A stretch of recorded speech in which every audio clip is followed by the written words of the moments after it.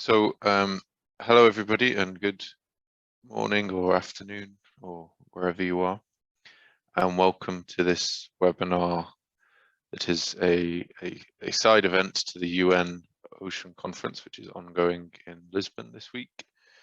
The topic for this session is From the Southern Ocean to the Arctic, a call to action via the UN Ocean Decade.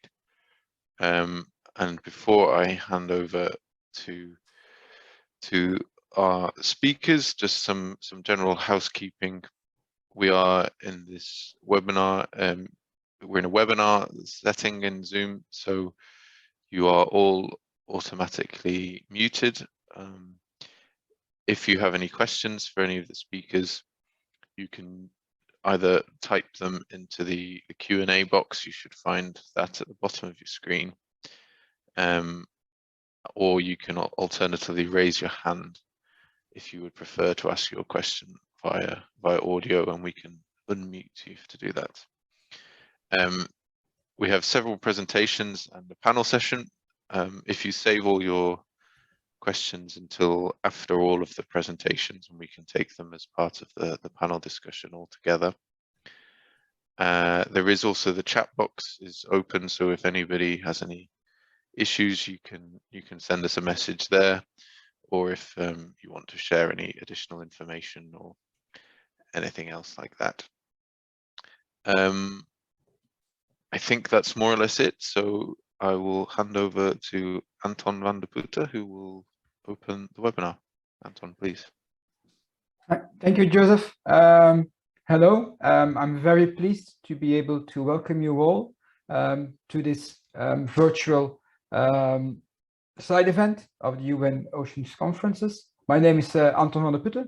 I'm from the Royal Belgian Institute for Natural Sciences, and together with my colleagues from the Southern Ocean Task Force, we developed an action plan for the Southern Ocean. This was a similar process has taken place in the Arctic, and I'm very pleased that with this session we can bring people from both poles together to discuss what we've done in our both trajectories, and to be able to share our experiences with that, and how we as two polar communities can work more jointly together, and also within the context of the UN decade. I'm very pleased to see so many people from all over the world. I guess it's one of these advantages of still having some kind of virtual events. I would imagine that not all people would be able to join us in Lisbon. So today we will bring together leading experts on both polar regions, and we'll start with a session with 5 presentations where we'll hear how these action plans were developed, what are the cross-cutting issues, and also the experience of various participants. Then we have panel discussions with our speakers and additional experts, and as Joseph said, please do not hesitate to ask any questions. With further ado, it's with great pleasure that I would like to introduce Christian Riesager Simonsen from the Technical University of Denmark, TTU, who will talk to us about the Arctic Action Plan. Christian?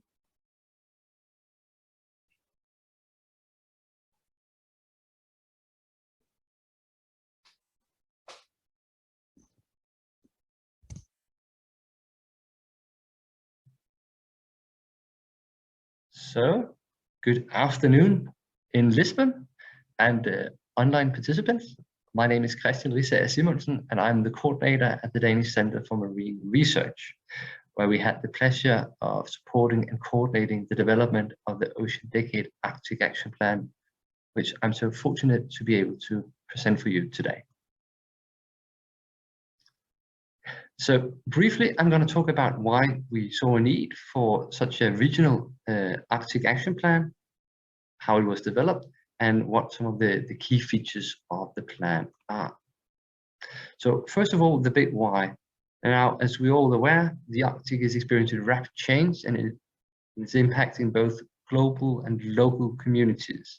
So we talk about everything from value chains to the ability to have proper and efficient governance, state of nature, and climate itself. But what's also obvious for those working in these areas is that many of the solutions which will be needed to address these challenges will need to have a strong regional component.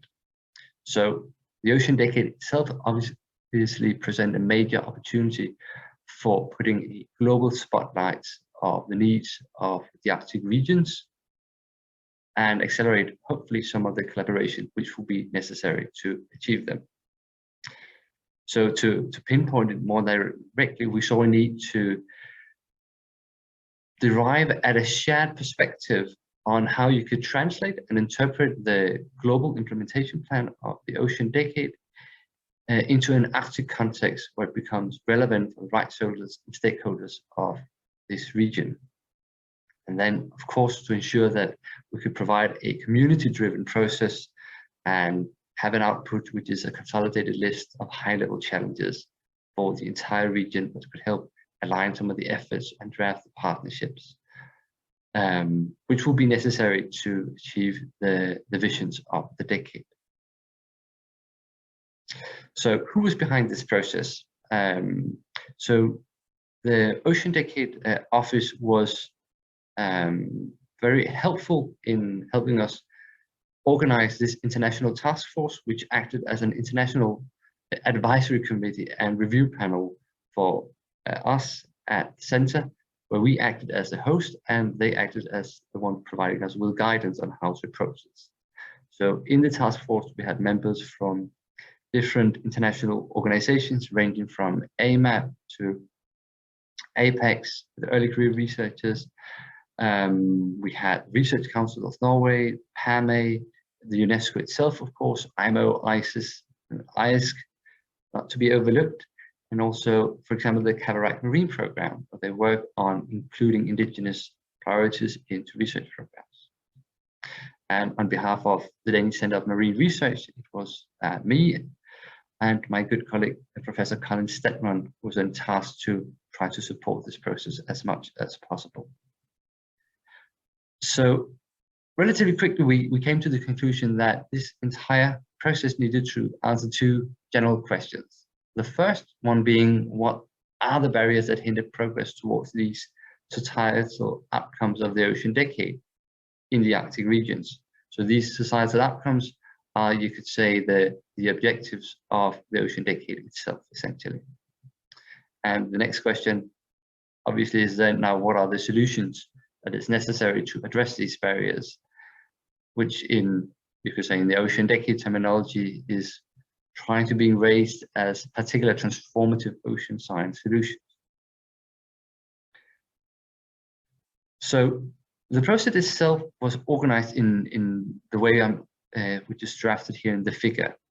So if you look at the Decade Action Framework from the implementation plan, which was adopted by the UN, it's divided into actions, objectives, challenges, and outcomes. Now, the Arctic process was started early in 2020 by a workshop organized by the Norwegian Research Council related to business and science policy dialogues. Now, following this, we picked it up at the Danish Center for Marine Research and organized 7 different working groups dedicated to each of these different outcomes, which is over here in the framework. These are maybe the ones you've heard before: a clean ocean, healthy, resilient oceans, predicted oceans, etc. So each working group were then given 2 working group leads, and the working groups themselves were open to essentially everyone who would have an interest in the subject. So there were no barriers for participating other than having the time to be a part of these online meetings and provide your input. So we were very fortunate to see that more than 200 institutions had the opportunity to provide their input. So this ranged from companies, NGOs, indigenous representative groups, private persons, yeah, a really great diversity of backgrounds, each coming in with their own perspective on the challenges, but also the solutions necessary to address them.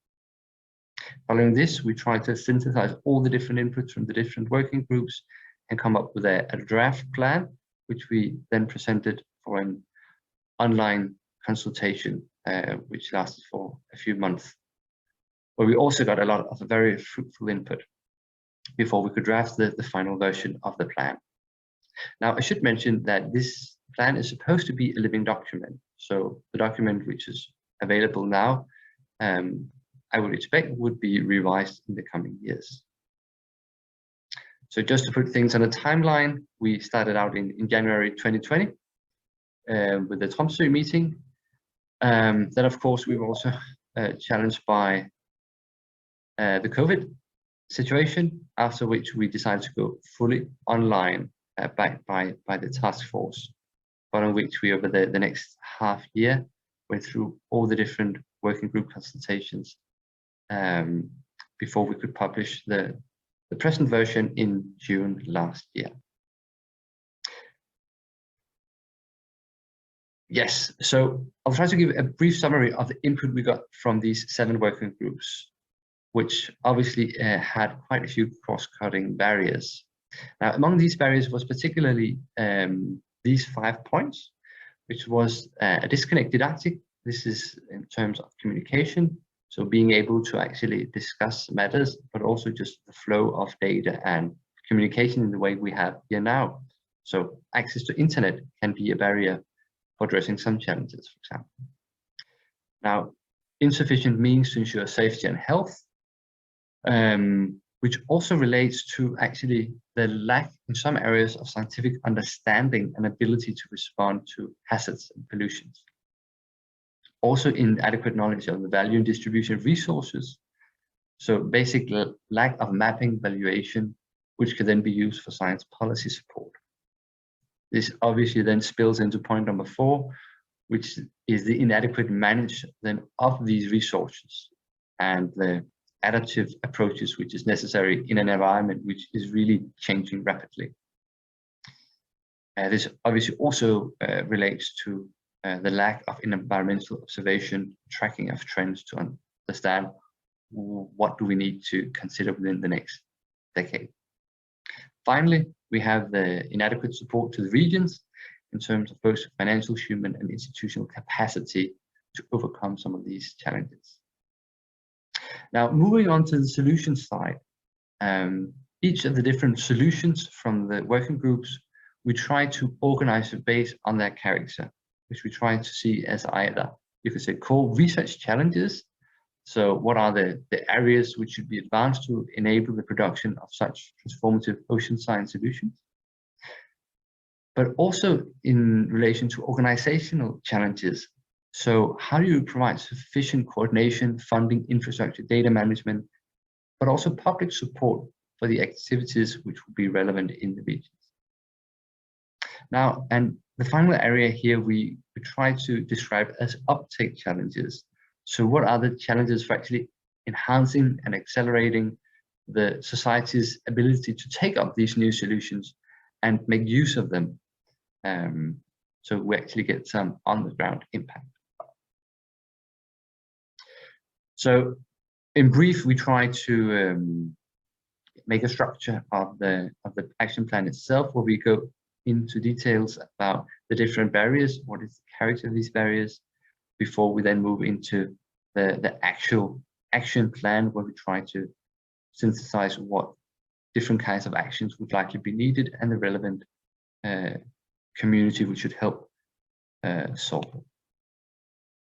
Now, I'm just going to give a short presentation of one of them, which is the research challenges.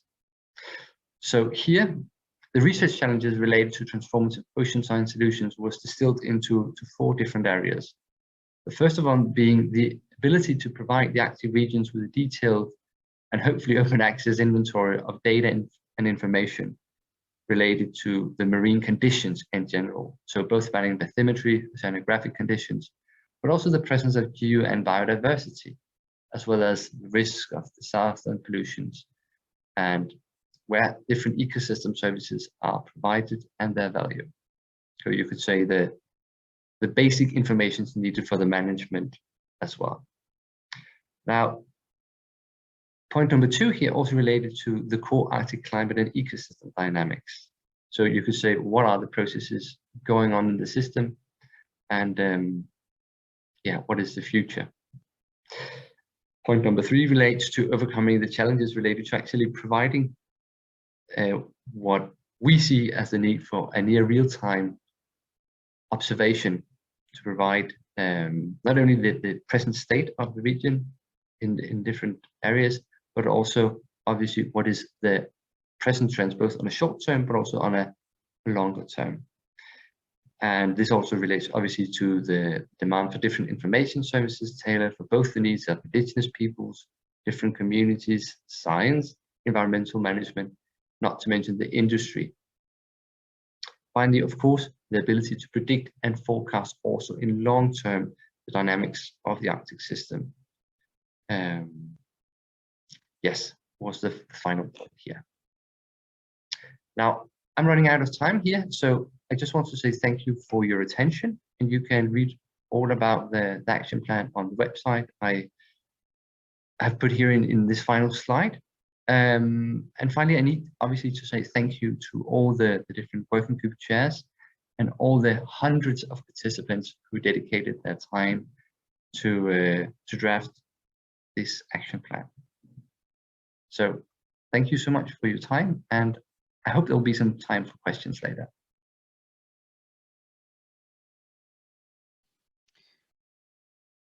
Brilliant. Thank you very much, Christian. I take on the next talk, and if you wait for a second, I will share my screen. There we go. So after Christian has introduced us with the Arctic side, I will talk about the Antarctic side, and I'll introduce you to the Southern Ocean Action Plan. And I also talk about some of the cross-cutting issues that we've seen in both the Arctic and the Southern Ocean while doing these projects and creating these action plans. So we started off the Southern Ocean process by understanding that we needed to engage a very broad group of stakeholders, and we were very successful in that. We had representatives from the scientific community, industry, also the Antarctic programs, logistics coordinators, policymakers, and quite a few other participants, both as managers or as just as participants as well. We started this process in February 2020 through organization of a workshop that was on the side of a conference. A task force was set up that was similar to the Arctic process, and we had many different organizations representing the stakeholders that I've just mentioned. The first step of that process was to identify priorities in the context of the UN Ocean Decade from the Southern Ocean, and this was published in spring of 2021. We also had a public survey, which we released then to collect information that led into the prioritization. After getting all of this information, we set up a group of 7 working groups, each of which was given a priority to work on. And all of these working groups provided continuous reporting both to the task group and also to the general audience through little videos that we continuously uploaded and made available on the Southern Ocean Decade website.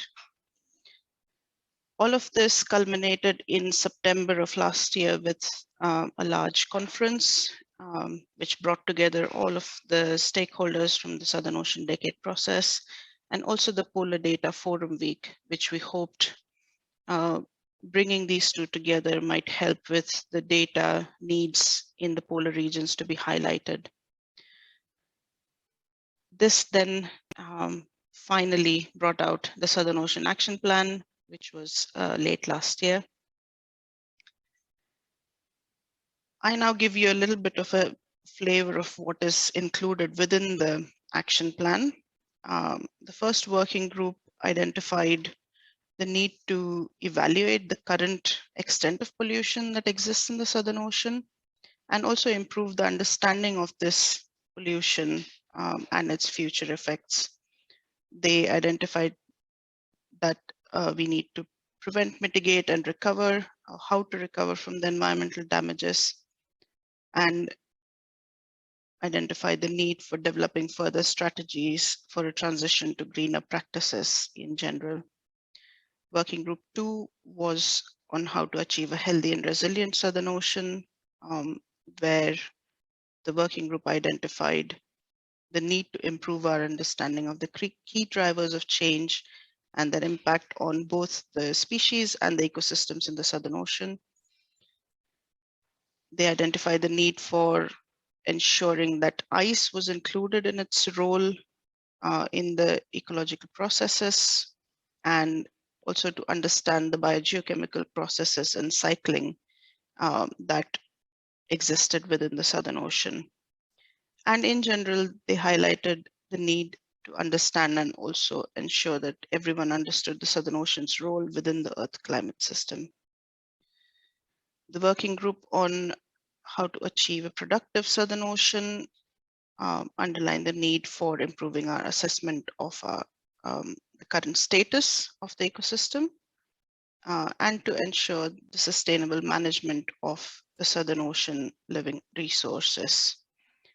They identified that we have to have a science-based and effective spatial planning process that would include MPAs with the consideration of sustainable fisheries management and tourism development added within. The working group on how to achieve predicted Southern Ocean identified the needs for improving understanding of the fundamental processes and responses to climate change. They underline the need for enhancing and expanding the observational capability to support different predictions, and also to further enhance the Southern Ocean modeling capability and capacity. The working group on how to achieve a safe Southern Ocean identified the needs for improving forecasting capabilities to produce outputs that reflect better the changing activities that are taking place in the Southern Ocean. They also identified the need for understanding the impacts of changing environmental conditions on risk and vulnerability, and also to ensure that we improve emergency response competencies and ensure that knowledge sharing is there to identify risks, vulnerabilities, and other knowledge gaps that exist. They also for achieving a safe Southern Ocean, the working group also identified the need for further engaging with policymakers and ensuring that they understood the important aspects of these processes.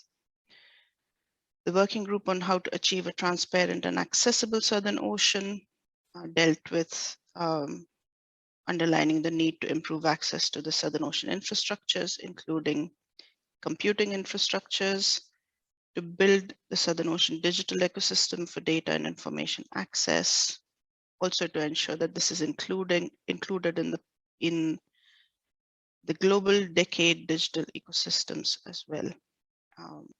This working group also identified the need to promote and implement the polar data policy recommendations, and to further develop and promote data best practices.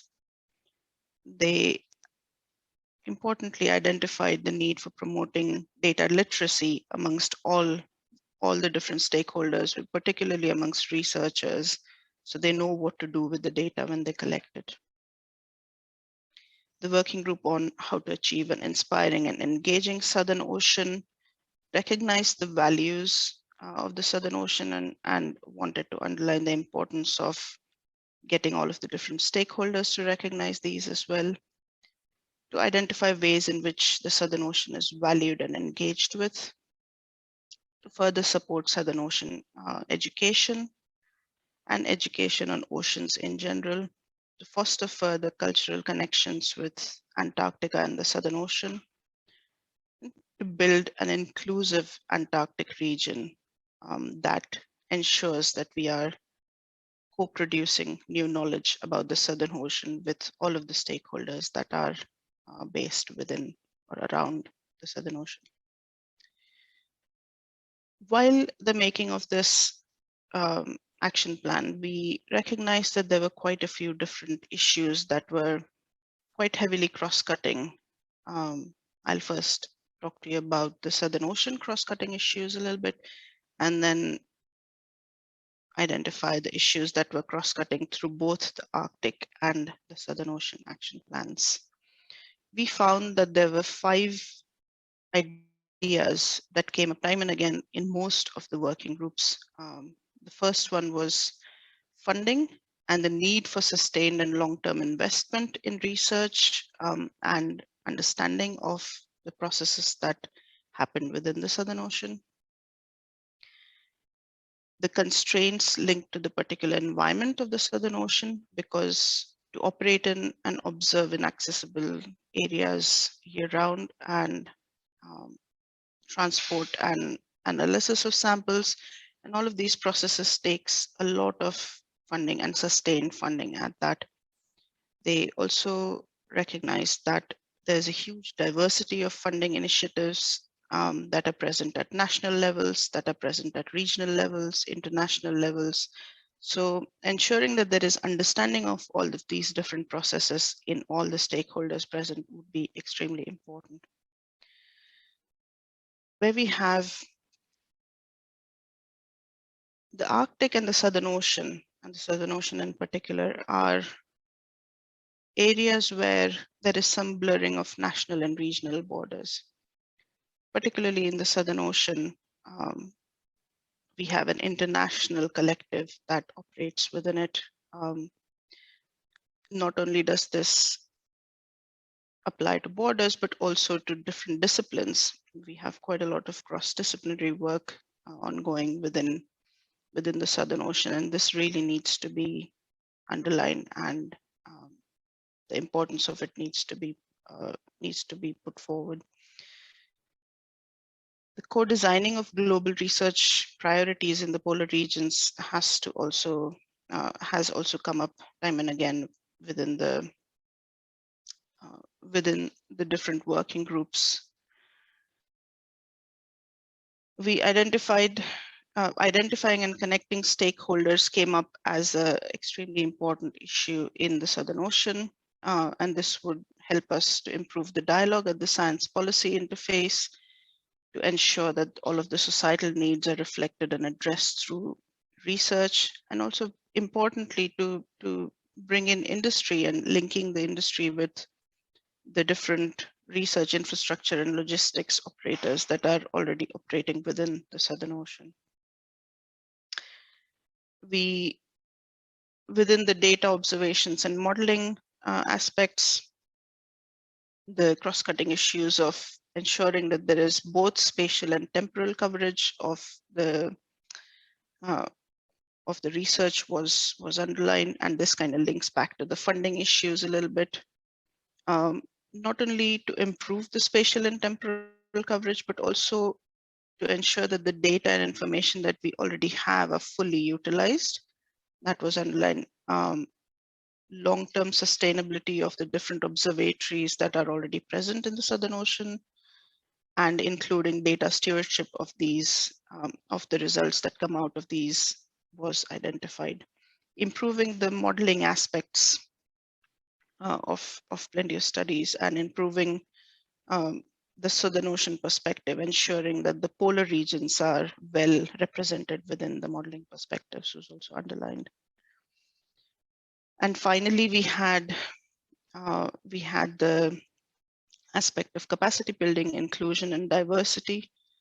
And the first was to identify all of the different stakeholders that we have in the working within the Southern Ocean, and then we can ensure a diversity of voices that are present at the table and that are at all different stages of their lives and careers, particularly for capacity building aspects as well. There are initiatives for capacity building and knowledge sharing, which need to be the importance of these initiatives needs to be underlined. And we also need to improve technology for better access. Like Christian just said, you know, the polar regions have the technological ability to connect, but it may or may not work for everyone. And so hopefully once we, hopefully we can have open access to all of the knowledge, data, and the sciences that are collected within the Southern Ocean. Now, a quick look at what we saw through both the Arctic and the Southern Ocean action plans. The aspects of communication and connectivity that I was just talking to you about, this exists both through the Arctic and the Southern Ocean. We have to ensure that all of the stakeholders that are working within these two polar domains have access to both the data and the information that exist. In the Arctic, there are particular challenges regarding data sharing, and we have to ensure that we can get over these. We have to ensure that spatial and temporal coverage of information is increased, and this is important for both the Arctic and the Southern Ocean as well, because in the Arctic, with a living population, there is a direct need to ensure safety and health of both the indigenous and local populations there. And then we have the aspect of ensuring that the considerable knowledge and cultural heritage of the Arctic is understood and appreciated at a global level. We have to make all of these successful, we have to ensure that we are co-designing global polar research priorities with all of the stakeholders, including in the Arctic, the indigenous and local populations, and in the Antarctic, all of the different stakeholders that are operating there. And last but not the least, getting everyone on the table and ensuring that everyone around the world understands the value of ensuring all of the stakeholders are present is very, very important. So it remains for me to thank everyone, all of the chairs of the working groups, the entire Southern Ocean Decade Task Force, contact points that had worked with all of the chairs, and nearly 300 participants of all of the activities that we have carried out throughout the 2-year process. A big thanks also goes to Belgian and RBINS for their support of funding, and Anton and Annemie Janssen, who led the process throughout the last 1.5 years. The EPB hosted the Southern Ocean Decade and the Polar Data Forum Week. Had it been an in-person activity, we would have hosted it in the Netherlands, but it was an online activity due to COVID. And NIOZ that provided the technical support and hosting, web hosting of everything. And I leave you with all of the logos that make up the Southern Ocean Decade Task Force on that slide. And thank you very much.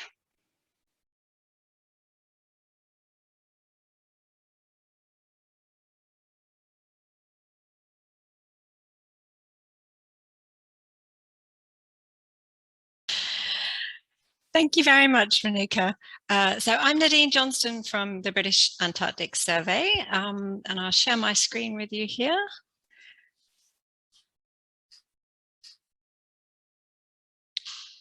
Can everybody see that okay? Yeah.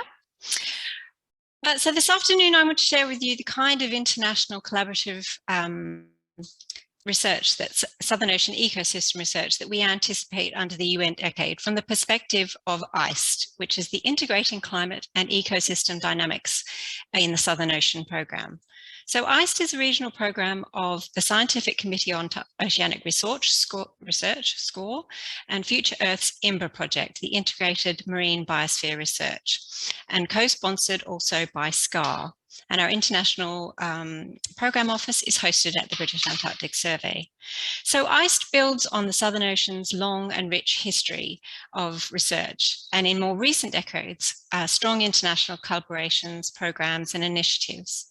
So ICE was launched in 2008 in response to the need to incorporate climate change and other stresses or drivers of change into understanding the structure and functioning of Southern Ocean ecosystems now and into the future. So scaling up our understanding from the regional to the circumpolar scale. So ICE is an international and multidisciplinary community examining the response of Southern Ocean ecosystems to natural and anthropogenic change and feedbacks to the Earth system. And our coordinated circumpolar analyses unite a range of stakeholders and our vision to understand interactions between climate and ecosystem dynamics and generate scenarios and projections of future ecosystem change to support sustainable governance. So in achieving this, ICE has three major research challenges. I apologize. Just to set the scene, so too, just that the Arctic is important in the functioning of the Southern Ocean, functioning of the Earth system. So too is the Antarctic and the Southern Ocean. So our Southern Ocean ecosystems are globally important, and over the coming decades, climate change and other stresses will cause major shifts in these ecosystems with global consequences. So to foster adaptation, resilience, and sustainable governance, we must understand these shifts across this vast ocean and their interactions with the Earth system processes. So this requires ICE strategic direction and international multidisciplinary collaborations.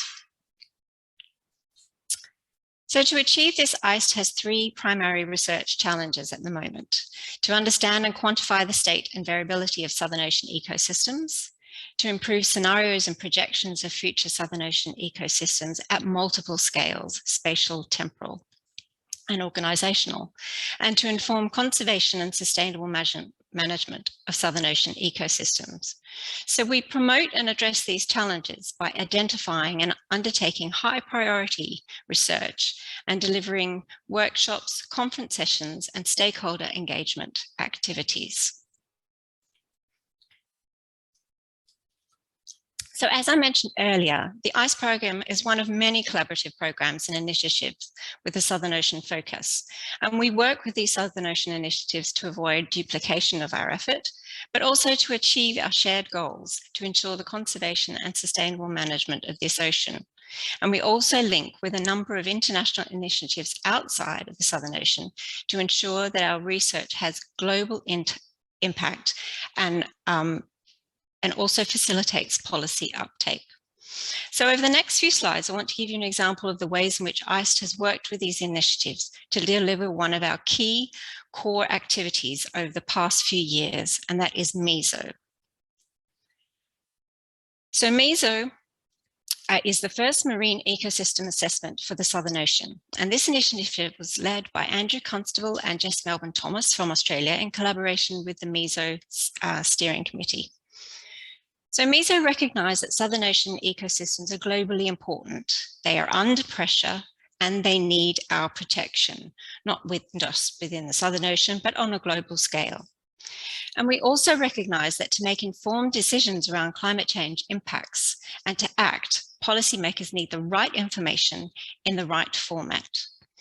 So MESO draws on the science advances of ICE and the wider research community, including SCOR, the Scientific Committee on Antarctic Research, and SOOS, the Southern Ocean Observing System, among others, over the past decades. And together with Antarctica's rich history, it united over 200 scientists from 19 countries, one of the world's largest marine assessments. And it has produced a vital synthesis of the best available scientific information to assess the status and trends in these ecosystems and to inform policymakers of how dangerous future climate change will be for these ecosystems and their services and whether policy responses are required.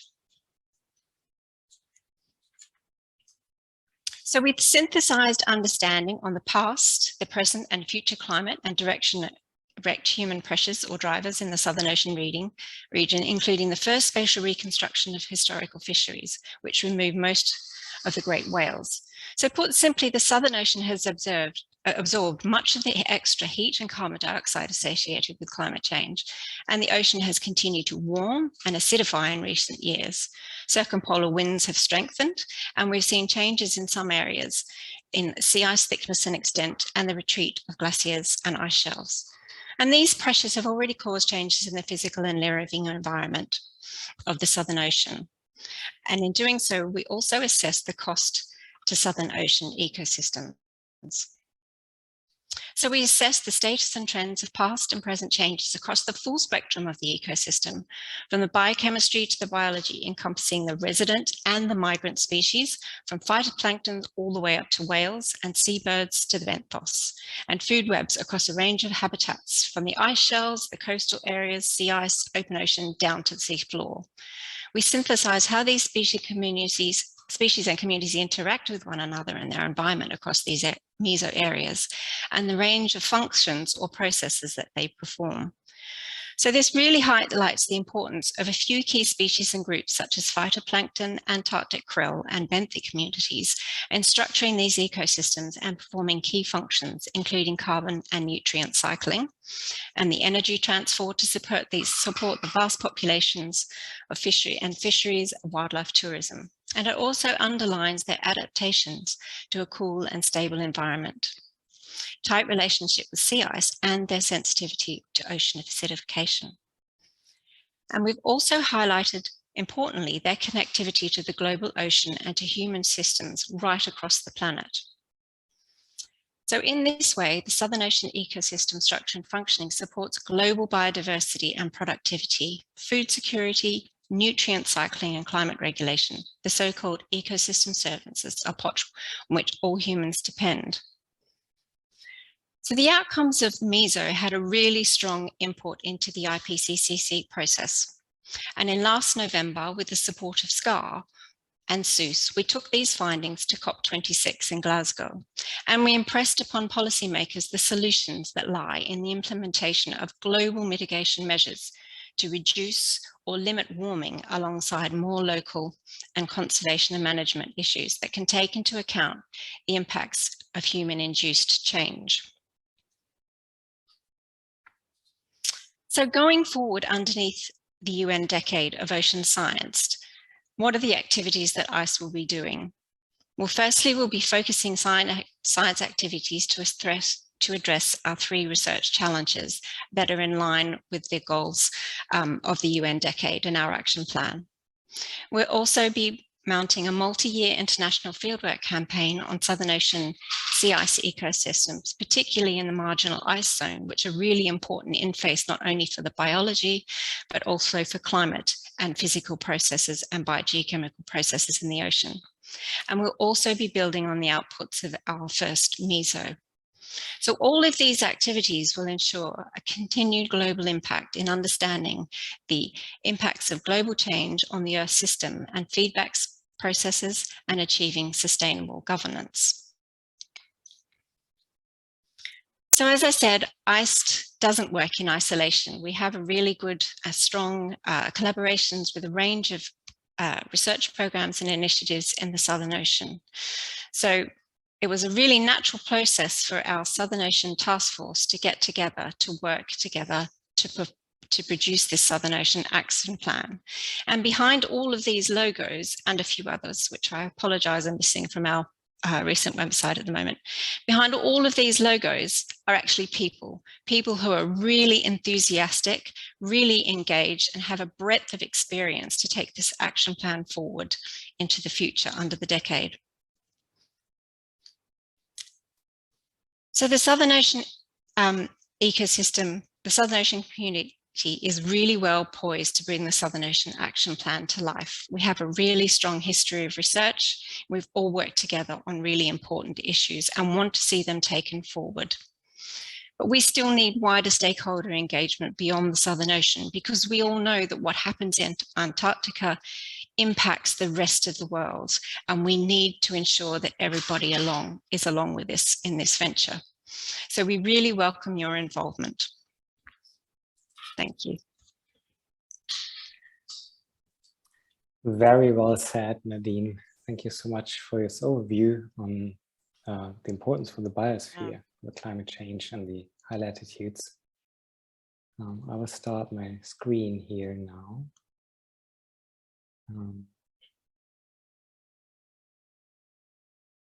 So, okay, you should see the title slide now. Please tell me if not. Otherwise, I promise to give some bottom-up, some perspective on the bottom-up participation of scientists through the WCRP, the World Climate Research Program, and its core projects like CLIVAR. And I'm Torge Martin, scientist at the GeoMar in Kiel, Germany. I'm also currently the co-chair of the Southern Ocean Region panel, CLIVAR. And I'd like to thank the CLIVAR Scientific Steering Group and ICPO on the help in preparing this presentation. Of course, my fellow co-members of the Southern Ocean Region panel. Now, while I said this is about a bottom-up participation, I will introduce this top-down as we are used to this perspective. And the World Climate Research Program's mission is really on continuing to lead the way into addressing frontier scientific questions related to the coupled climate system. So really mostly the physical basis of everything, and then linking to biogeochemistry and the biosphere. So of course, through which experiences the impact of climate change as we do as humans. And questions that are too large and too complex to be tackled by a single nation, agency, or scientific discipline under the focus of the WCRP. And by this, it supports the United Nations framework on the Convention on Climate Change, and also underpins any actions related to, for example, the Paris Agreement from 2015.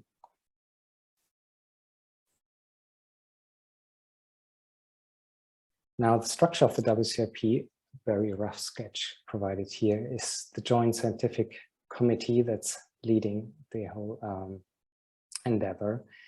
But there's also a fixed WCRP secretariat.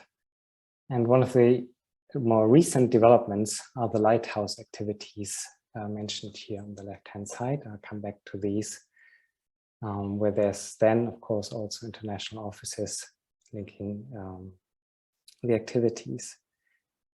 And important part of the WCRP structure are its core projects. We'll find the climate and cryosphere CLIC projects here, linking really the impact of the cryosphere on global climate change, the energy and water exchanges, global hydrological cycles, and GWACs.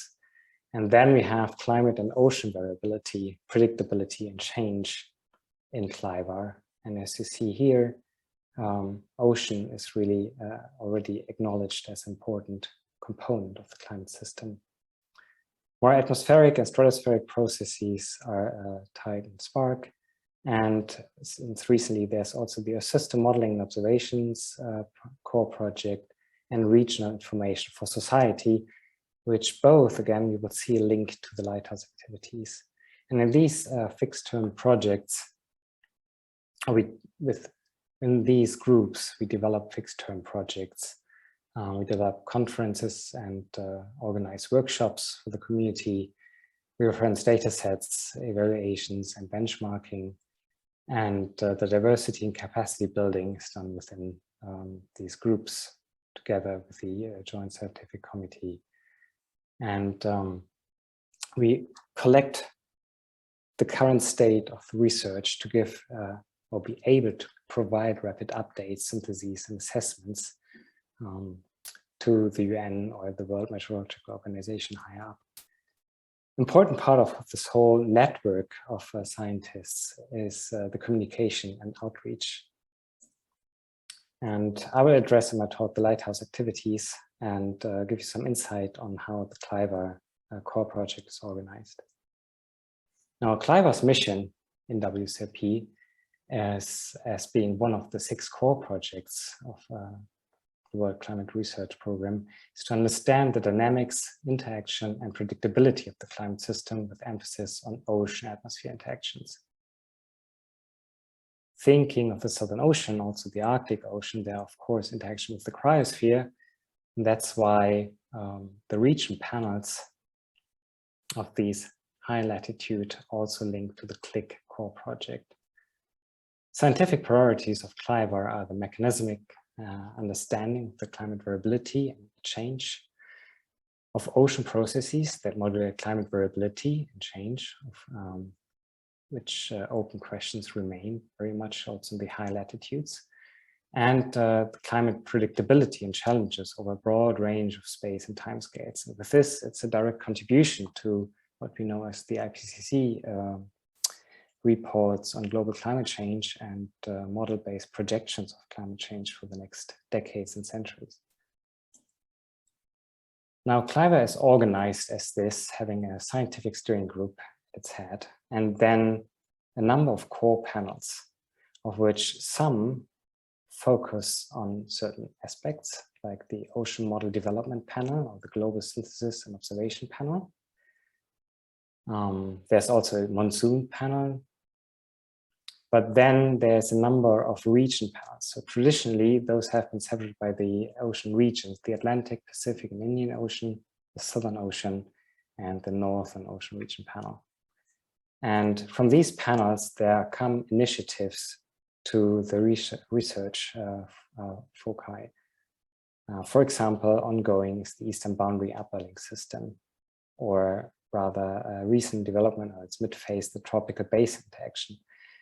So within these panels are groups of scientists who then come up from their communities, bring in the most recent, most important, most pressing research topics that then develop into several years of research foci for CLIVAR, where we will focus climate schools and workshops on and gather even more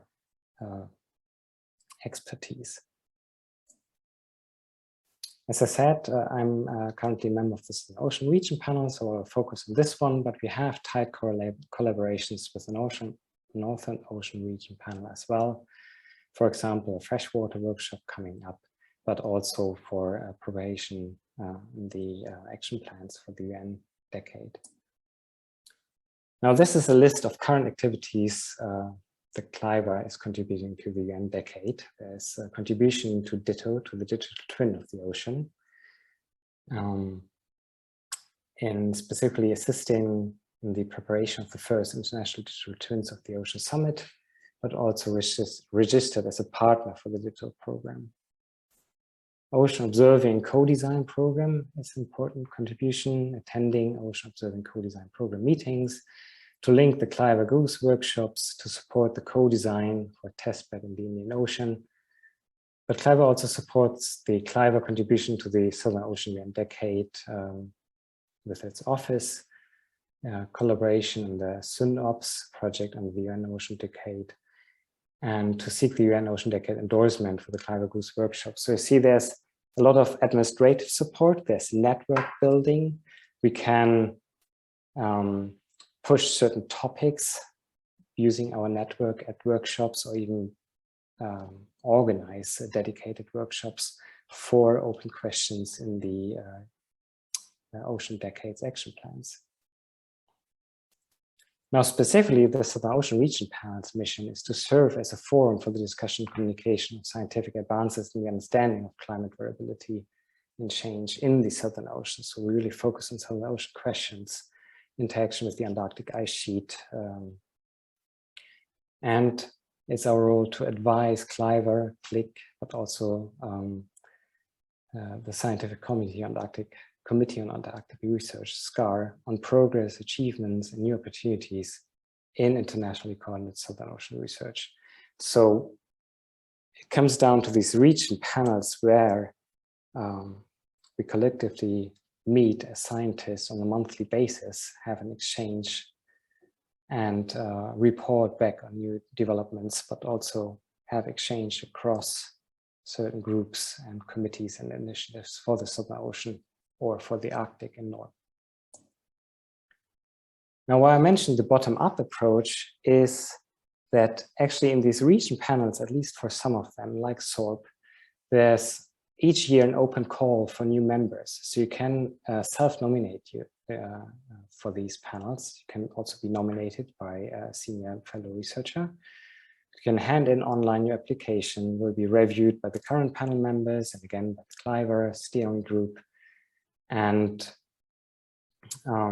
then new members will be appointed jointly by CLIVAR, CLIC, and SCOR.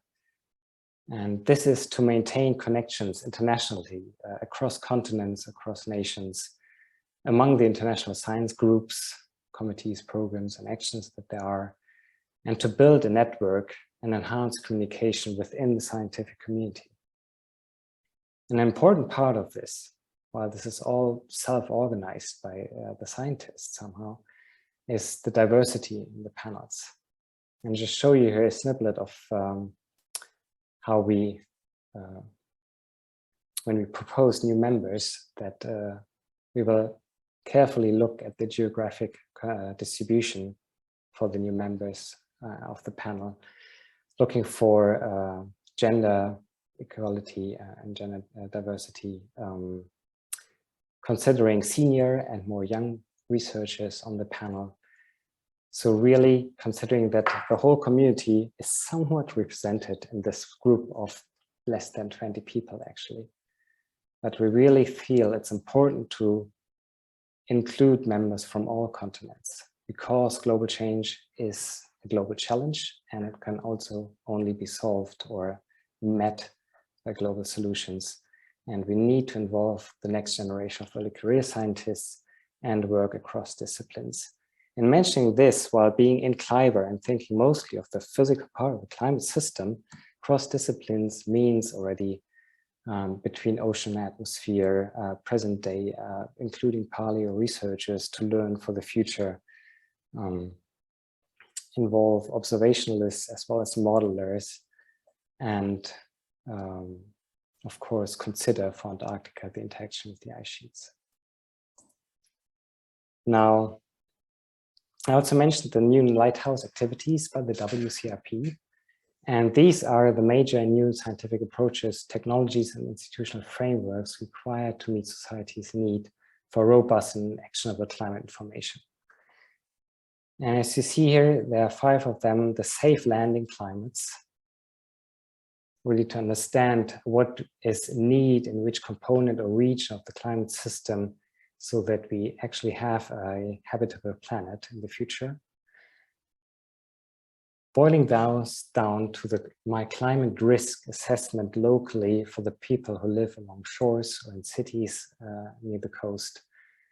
And then explaining and predicting the Earth system, mostly on shorter timescales within seasons to years.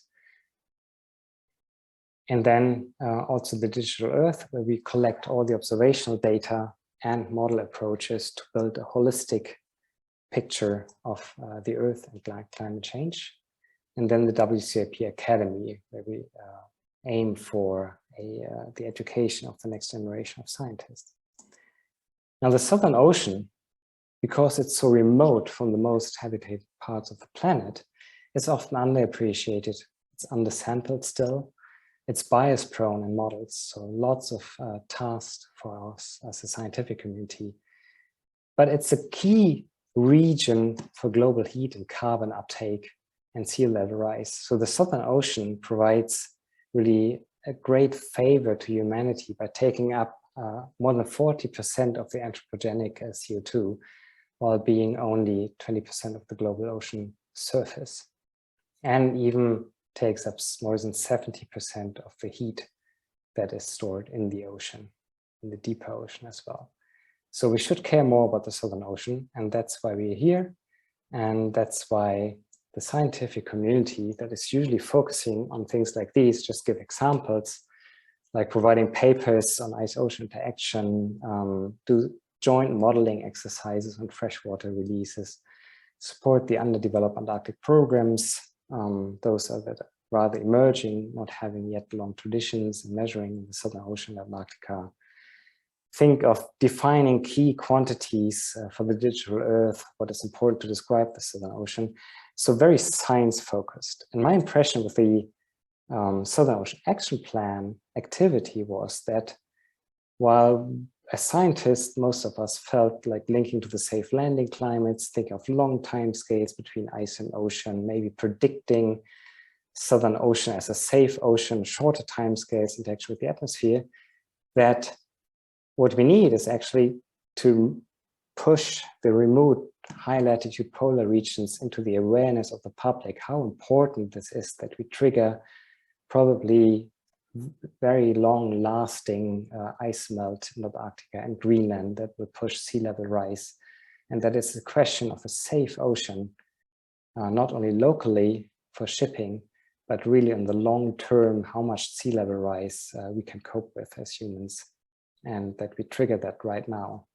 And to do so and to work across disciplines beyond the classic CLIVAR focus, really in the framework of the action plan, we can use the WCRP Academy to bring together the next generation and bring together senior scientists of very different disciplines and teach the next generation in hopefully coming up with new perspectives and solutions. And with that, I'd like to summarize that there are new challenges and that are shown in the Southern Ocean Action Plan. I'm sure it's in the Northern Ocean Region Plan for the Arctic. And for that, we need new solutions. And CLIVAR and its panels can contribute to these by supporting scientific activities, organizing targeted workshops, linking and providing stakeholders with connections to experts in the scientific world, and above all, training the next generation in summer schools and through the WCRP Academy. Thank you.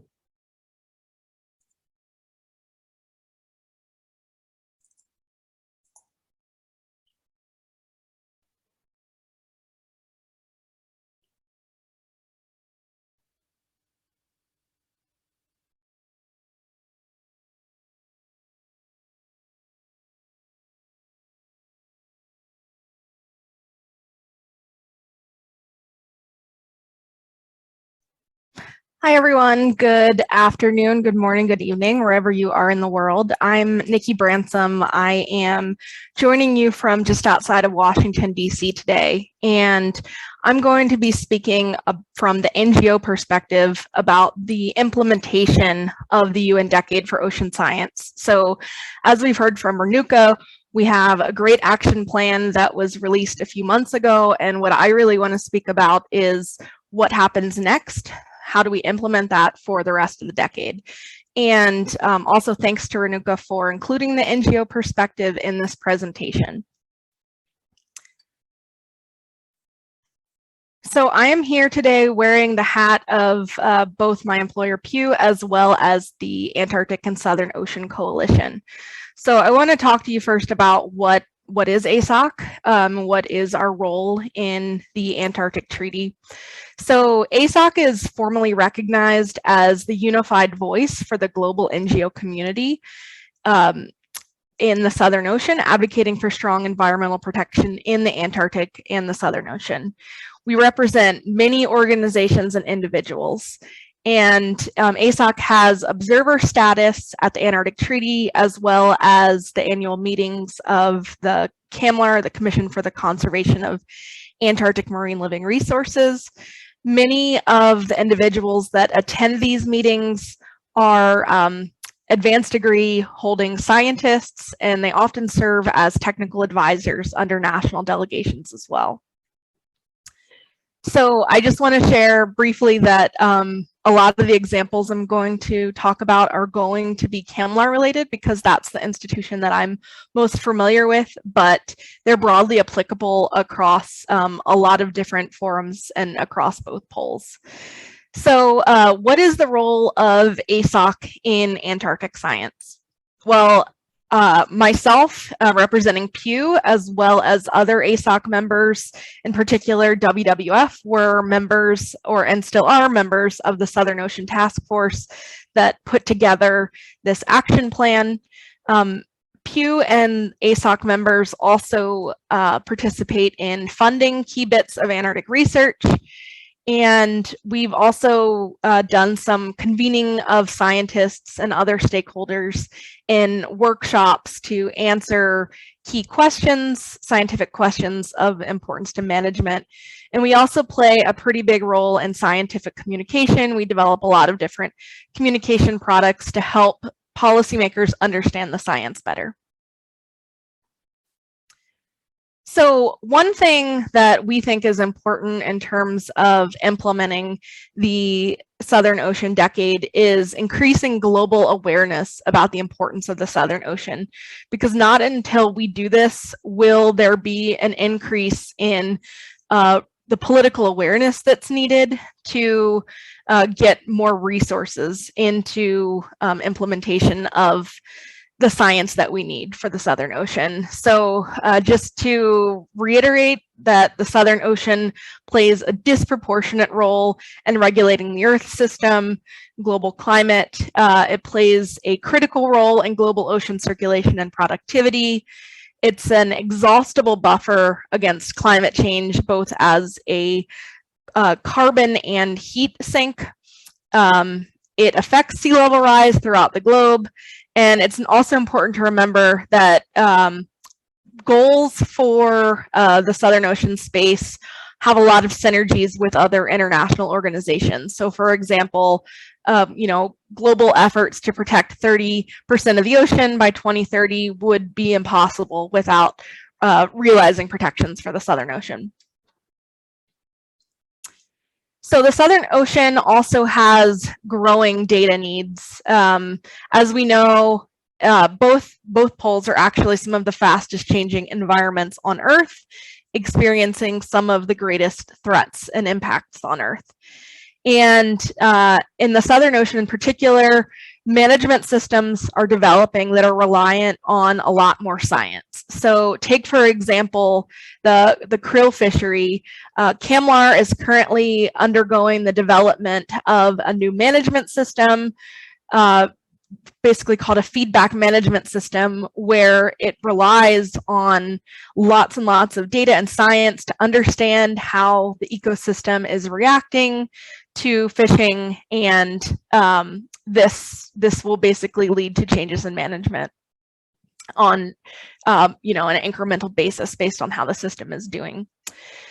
In addition to the new management system, CLIVAR, for example, actually, if you look at the convention's objectives, it requires a pretty heavy burden of scientific proof to be able to meet the objectives of the convention. So Article 2, for example, requires that any harvesting must meet the principles of prevention of decreases in the size of any harvested population to levels below those which ensure its stable recruitment, maintenance of the ecological relationships between the harvested and dependent species, and prevention of changes or minimization of the changes in the ecosystem which are not potentially reversible over 2 to 3 decades. And I think everyone can understand that you can't answer these questions if you don't have science in place to help you answer these questions. So really, science is at the heart of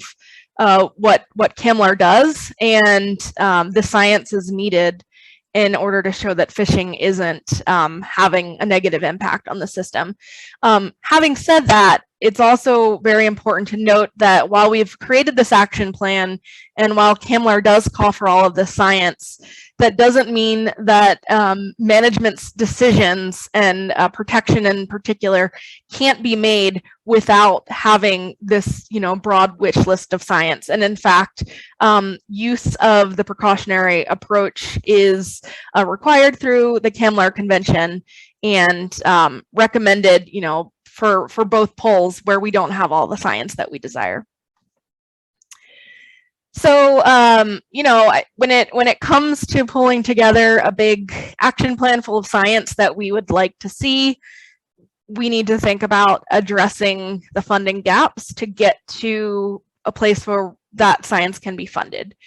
And so I want to talk about some particular ideas about addressing those funding gaps. But first, I want to note that we believe it's actually critical that we work with policy end users to identify the key research questions and the key societal needs for the science that's actually supported. And then for hostile environments like the Antarctic and the Arctic, where logistics are incredibly challenging, it's more important than anywhere else to have collaborative research that is regional and international in scale. Another thing to consider when thinking about who is paying for research is looking to the entities that benefit from these regions. So in the Southern Ocean, for example, there are no local human populations, but there are certain industries and individuals that do benefit from these what's really a global commons. And so this could look like new research funding from industry, whether that is the fishing industry or whether that is the tourism industry. And, for example, this could be, small fees attached to, anytime someone goes to the Antarctic on a tourism vessel. But this could also be, increased increased research funding from industry. So, for example, an analysis last year done by the Institute Poseidon found that the krill industry is currently giving about 3% of their net operating profits to research and to managing the krill fishery. And this amounts to about 15% of the total research needs for the krill fishery. And so, given that the industry seems to be having healthy profits, there could definitely be room for increased funding coming from industry. And then the last bit is, just being smarter about the technology that we are deploying in the Antarctic, using new automated technologies such as gliders or sail drones to collect information, use of industry platforms such as individuals going out on tourism vessels to count the number of whales they see, or collaborations with industry to collect survey data, things like this. Also using citizen science and remote sensing.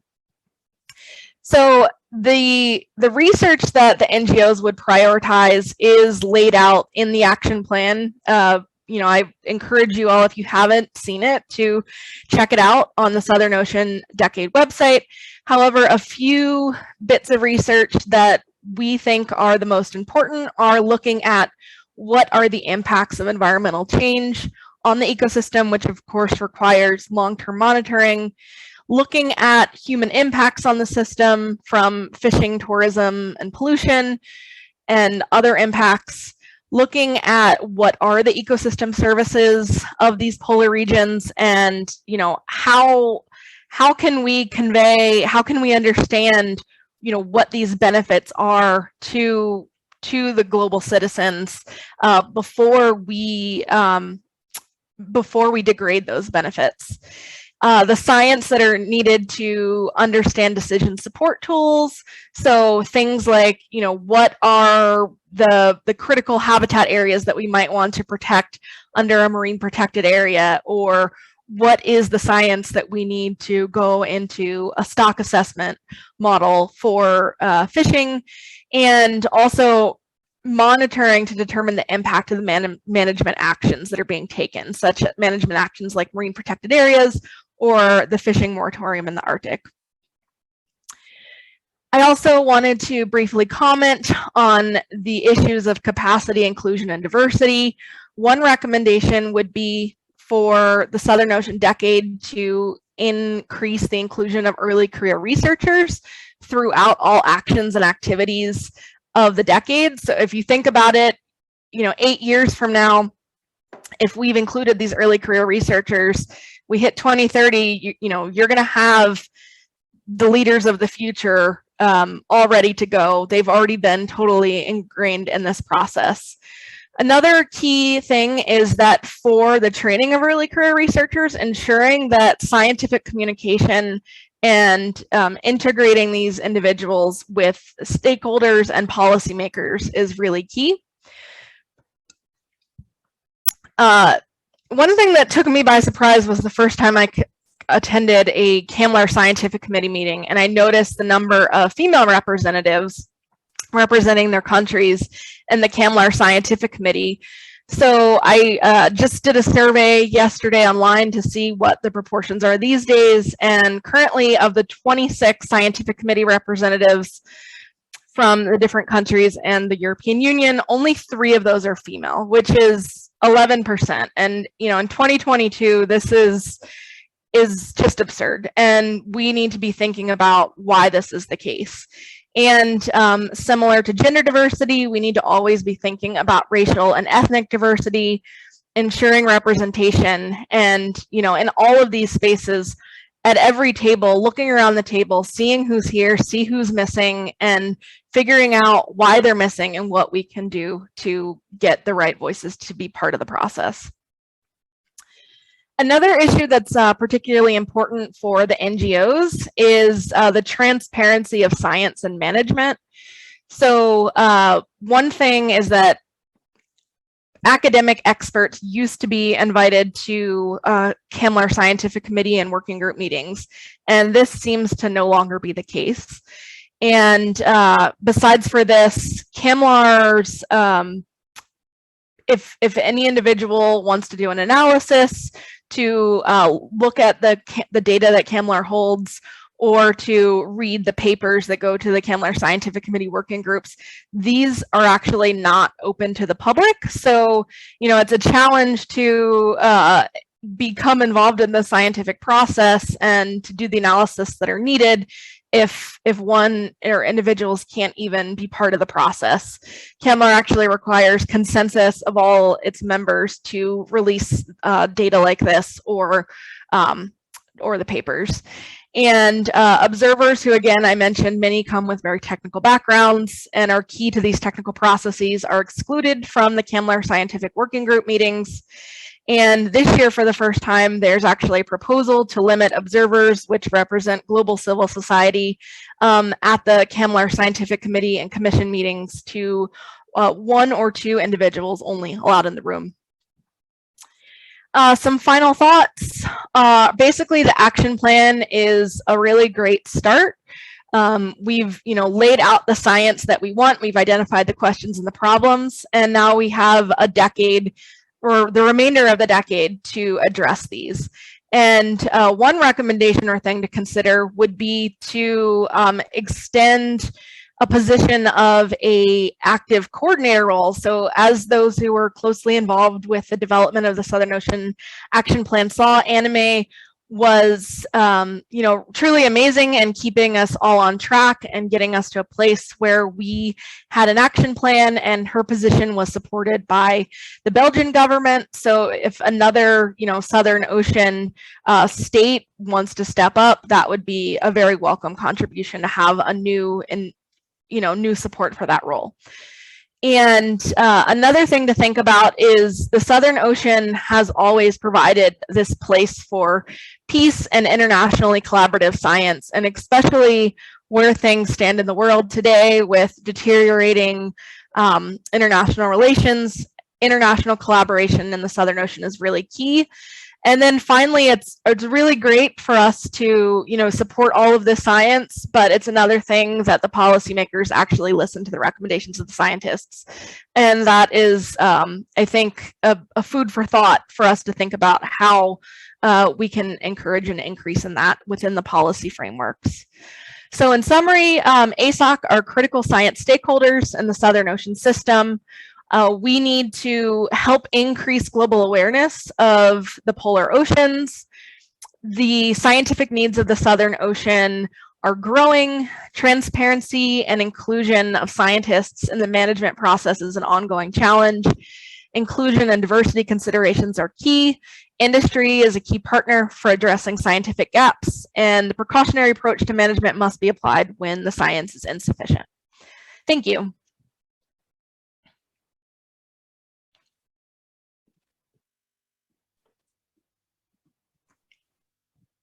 Thank you, Nikki. I hope you can hear me well. Yes. That was the last of the presentations for today. So now place for the panel discussion. I hope you've been paying attention. So we'll have the 4 presenters that already talked today on the panel, and 2 new people that I will bring out of the shadows. So just as a reminder, we have Christian Rizager Simonsen representing the Arctic Task Force. We have Renuka Badi representing the European Polar Board. We also have Nadine Johnston representing the Researcher Perspective and the ICED program. We've got Torge Martin representing CLIVAR, one of the core projects of the WCRP. And we've got Nikki representing both Pew Charitable Trust and ASOC. And then the 2 newcomers, we have Sean Henley, a person who wears multiple hats like many people in the Southern Ocean community. Today she'll be representing SOOS, so the Southern Ocean Observing System, but she's also a researcher at the University of Edinburgh.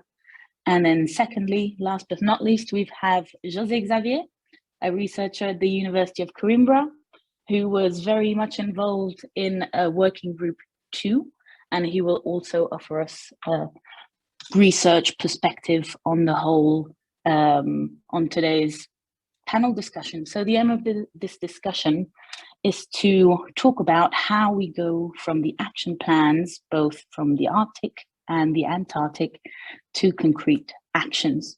And the first question we've heard about already, the NGO, the international agencies and research agencies. So I'll put you out there on the spot, the 2 newcomers. Maybe Sean, how do you think an international agency like SOOS could help to implement the action plan?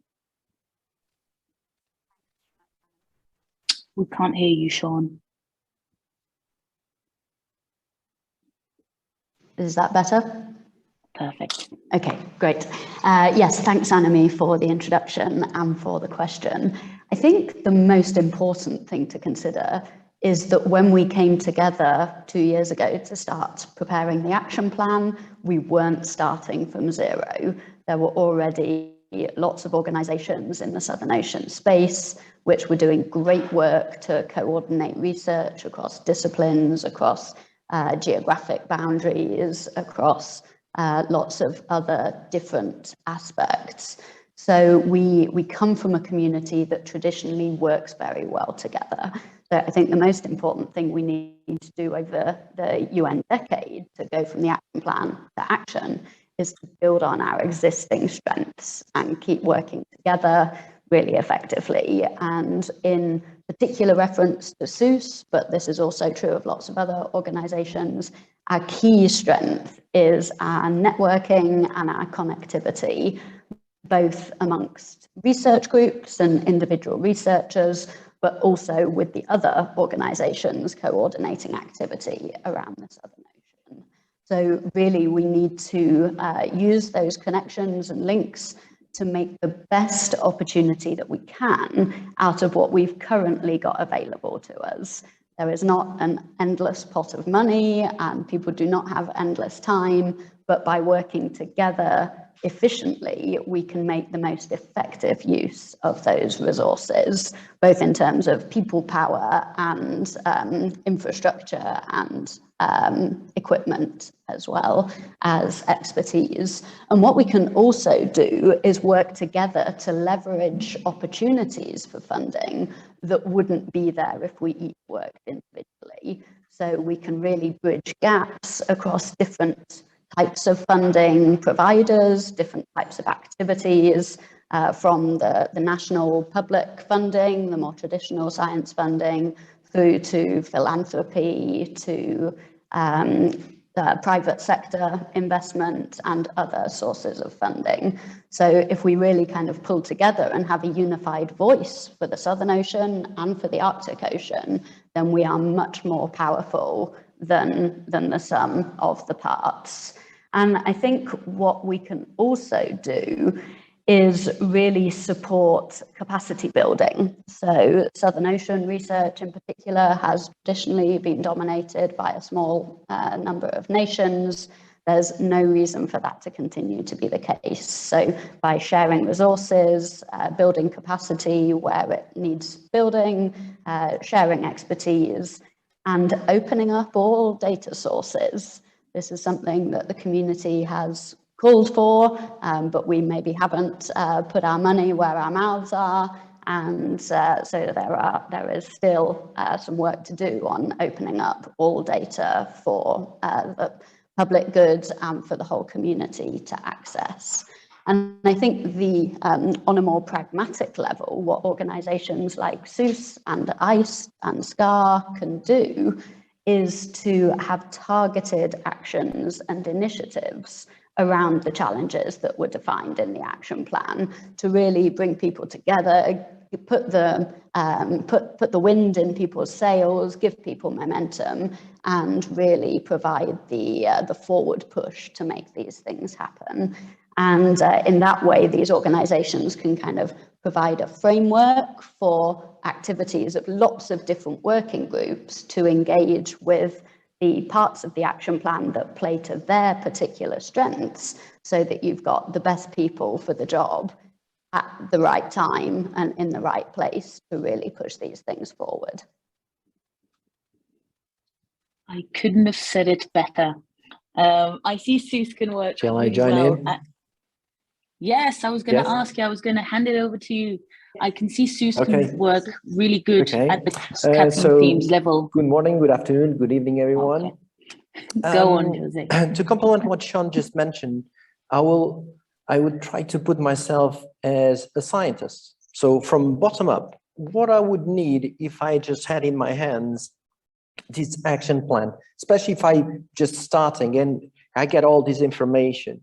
One thing that is crucial in the polar regions, has been mentioned all through these talks, is the need for more cooperation. In practice, there's far more numerous countries that can work together, more governments can work together. If you were at the United Nations Open Ocean Science Conference opening words, this was mentioned all the time. So one of the things that is crucial in the polar regions, including the action plans that we have here, is that we need to reinforce to our governments the relevance of this issue of cooperation. We need to cooperate more. And it's been emphasized how much data we need more, how we need to cooperate scientifically, logistically, and from a policy perspective. Sean mentioned this, but it's crucial for a scientist to have funding. And again, we need far more in the Southern Ocean and also in the Arctic. Just to give you an example of this work that needs to be improved, at the Antarctic Treaty Consulting meetings, it was the first paper submitted this year on the need for the Commission on Environmental Protection to reinforce the links not only with the governments, with the funding agencies. Again, we need to put ourselves into square one. We are on a United Nations decade with a lot of work that needs to be done with the Southern Ocean and in the Arctic in this case as well. We should get in touch with these funding agencies again. Don't think that everything is already in place. It's not true. There's still a lot of work that needs to be worked on this. Another issue as a scientist, including as an early career scientist, is to make sure that I have a good idea. And here is this what these action plans are great. We have a bunch of good ideas, and we have the community, as Renuka mentioned. We have hundreds of scientists and stakeholders that actually worked a lot to put this on your plate, ready for you to, for example, apply for funding for your own projects, do capacity building, take the advantage of these action plans for your own usefulness, and addressing this as a major advantage that you have for the coming years. One thing that is crucial, although we're talking about more in the polar regions, one of the key issues that I think it was raised during the action plan process is how you have to have an holistic perspective, not just focusing on the Southern Ocean, not just in the Arctic, but how it connects to the different parts of the world. We know that the climate, the ocean currents, everything is interlinked. But again, this was reinforced this morning at the opening words of the United Nations Oceans Conference, how the importance of this, to have an holistic view on the problems, but also on the solutions. So as a scientist, this would be very relevant for me. Another issue that I think is very crucial as a scientist, we need to learn from examples. Sometimes it's really hard to have step one and start, but we have CLIVAR, we have ICE, here's as an examples. You have organizations, NGOs like ESOC and so on. European Polar Board, EUPolarNet. There's a wide range of organizations and projects that could be and set really nice, good starts for you to reinforce the connections that you have. Also, you have the Scientific Committee on Antarctic Research, you have the Arctic Council Science Committee. We have all these organizations that actually, as Sean mentioned, that are already in place that you can join in and actually reinforce this. But one thing that I should mention, we should have, as a United Nations Oceans Decade, we should have an holistic perspective to actually bridge with and connect with other parts of the world. A final point that already been mentioned, I think we need a lot of new fresh blood. The International Polar Year 15 years ago, 2007, 2008 was amazing. The Association of Polar Career Scientists was fundamental in the legacy that brought up in a lot of us that actually start building up on engaging, having our own teams. But what happened with Apex a few 15 years ago, I think with the United Nations Ocean Decade could be again with this action plan, with reinforcements that have been put in place in terms of capacity building and education, this could be a great start. So for me as a researcher, I want more fellowships. I want more PhD fellowships. I want more funding grants, science grants, to make sure that I will able to achieve what I want to achieve. One final point that had been raised by numerous colleagues, but I think is fundamental as a researcher if I work in the polar regions. And this was also reiterated in the United Nations Oceans Conference first words by the Secretary General. We definitely need to improve our communication. We do really portray every time we're talking about the polar regions and its relevance to the rest of the planet is really important. We know that, most of our community know that, but the thing is, don't forget, we have more than 190 countries listening to you with their own agenda, their national agendas. And if they are governments, they have their own agenda with their government. So we need to have new ways of communicating and putting our words, our message to them very clearly. If we don't sort out the polar regions, they will be threatened. What happened? And this be put by Torge and CLIVAR and all these major programs about climate, for example, or sea level rise. We need to put this to them. And this week, what we're doing here in Lisbon is fundamental. So as a researcher, there's a lot of work to do. Thank you. Thank you, Jose. Thank you, Sean. That brings me to the second question really nicely. Because you mentioned there's a lot of things missing. We've got a strong basis in the Southern Ocean community because it's the one I know the most. But what do you think the barriers are to achieving a successful ocean decade, both in the Southern Ocean and in the Arctic Ocean? And are these barriers the same between the Arctic and the Antarctic? What do you think? Maybe Christian, to offer an Arctic perspective. I can definitely give it a try. So I think Renuka outlined it very nicely in her presentation that there's definitely some overlapping barriers between the two polar regions, particularly surrounding, you could say, the practical circumstances of actually carrying out projects. But obviously the social dimension in the Arctic with regard to the rights holders and the different stakeholders up there is very different. At least that's one way of seeing it. But maybe some of you from the Southern Ocean have something to add here. Maybe Renuka, you coming from the European Polar Board, maybe you can offer a polar perspective to that, maybe policy-wise or geographically. We've got a nice question in the Q&A actually about geopolitics. But I can, if you want to add to that, or if I move on to the next question. I think I can add to that. I think after Nikki deals with the Q&A, the geopolitics question that has just come on, and I think my response will kind of lead on from that quite nicely. So hand it over to you, Nikki.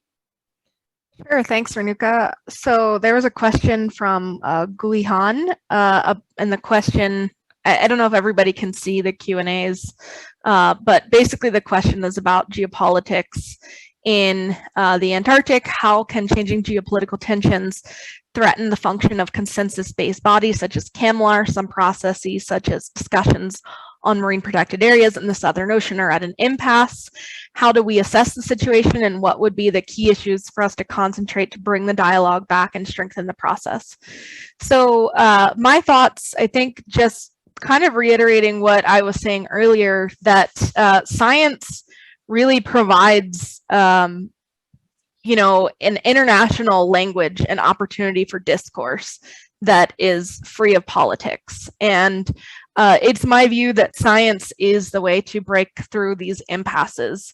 And all CLIVAR members working together in good faith at a scientific level, politics aside, to try to reach solutions is probably the best solution. And also, you know, CLIVAR members could reassert their commitment to science-based management. Science-based management is at the principle of the convention, and CLIVAR has started to move away from this in recent years. For example, including individuals without scientific backgrounds as representatives in the scientific committee. So all members standing up for these principles of science-based management could be a key. But one example for scientific collaboration could be actually the research and monitoring plans for marine protected areas. So for example, the Ross Sea Marine Protected Area has a research and monitoring plan that's been elaborated. The MPA is actually going to review that this year for the first time. And a lot of the science that has gone into that plan has been developed by the United States, New Zealand, Italy, South Korea, and Germany to some extent as the leaders in this process. But CLIVAR is 26 members.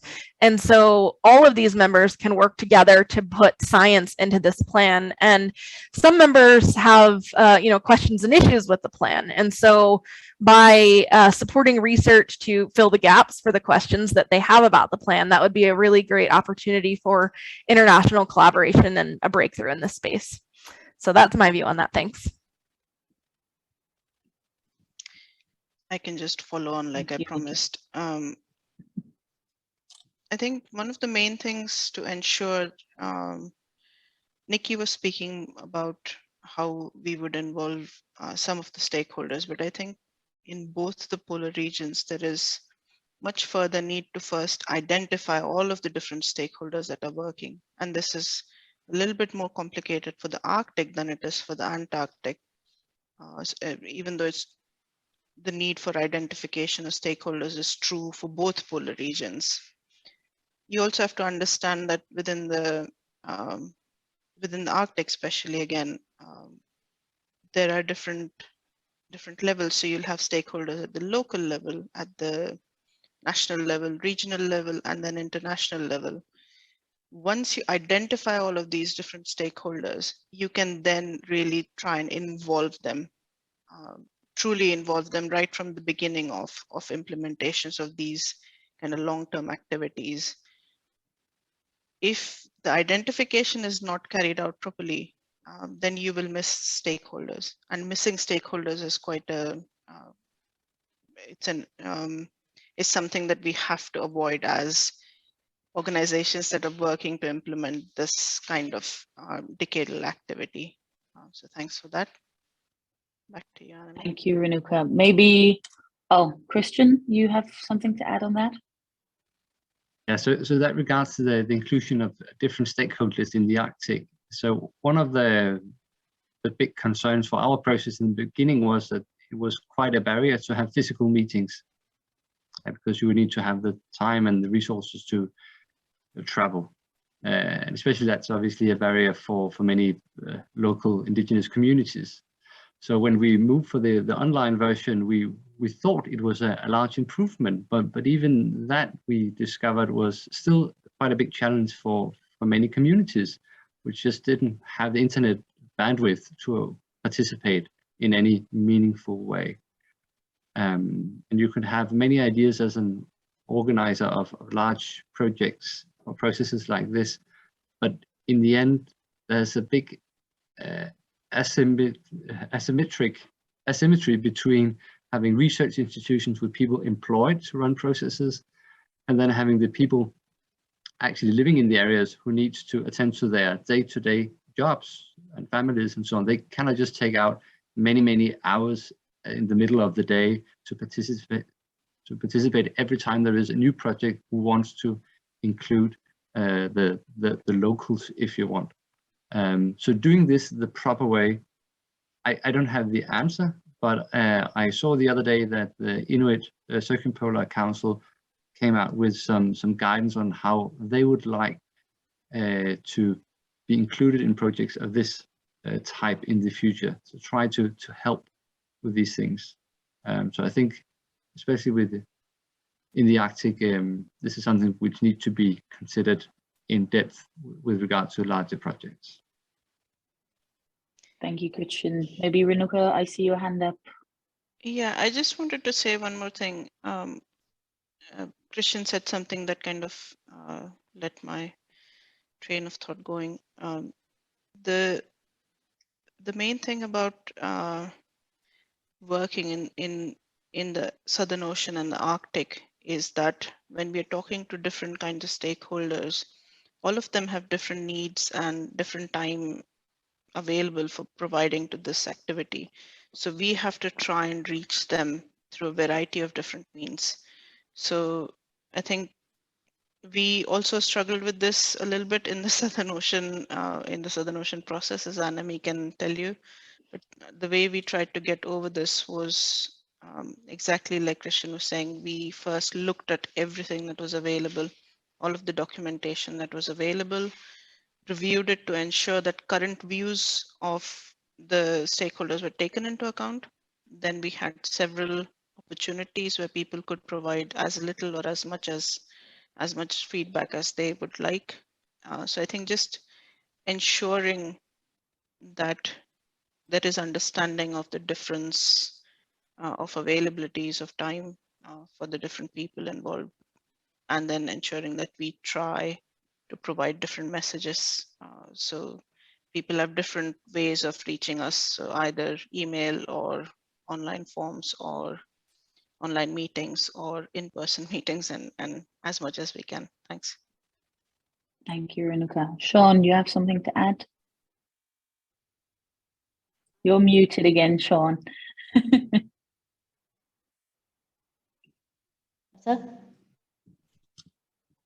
Yeah, okay. Yeah. So mine is partly in response to the question about barriers, and it's partly coming back to the question about geopolitics that was asked in the chat. So thank you for that question. I think it's a really important one, and it's one that we're all thinking about, but I would like to echo some of what Nikki said. I completely agree, but I think it's also worth pointing out very specifically that the Antarctic Treaty was signed during one of the most intense phases of the Cold War. So there are examples from the past where science and international collaboration around science, and particularly around Antarctica, have risen above or been set aside from geopolitical tensions of the day. So I think there's reason to hold out hope there. I think we're also in a strong position because we have a historic framework with both the Antarctic Treaty and CAMLAR, as Nikki mentioned. But I think that's all the more important at present for holding nations together around a specific activity that is less contentious than other issues that are going on closer to home for those of us that live in Europe, as I do. And And I think, therefore, the collaborative opportunity that exists around Antarctica could actually be a positive influence further afield as well. There are also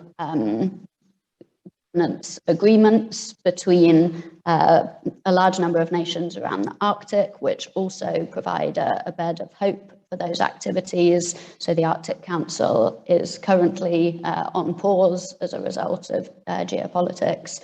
But from the Southern Ocean perspective, the next major Antarctic treaty meetings are still planned to go ahead, despite what's happening between Russia and the Ukraine. So I think whilst it is a bit of a nervous time, there are definitely beacons of hope and activities that are continuing that we can really hope will develop in their own right and also provide hope at a much larger scale. Thank you, Sean. That's a good perspective for geopolitics, policy, and all of that. But I have actually a question to go more back to research and data. Maybe probably for Dorier or Nadine, you that are involved in particular projects. What do you think data barriers that we have, and how could you possibly imagine to overcome them? Because we want to predict something, but as you know, the polar regions are difficult places to work in. So Nadine, maybe.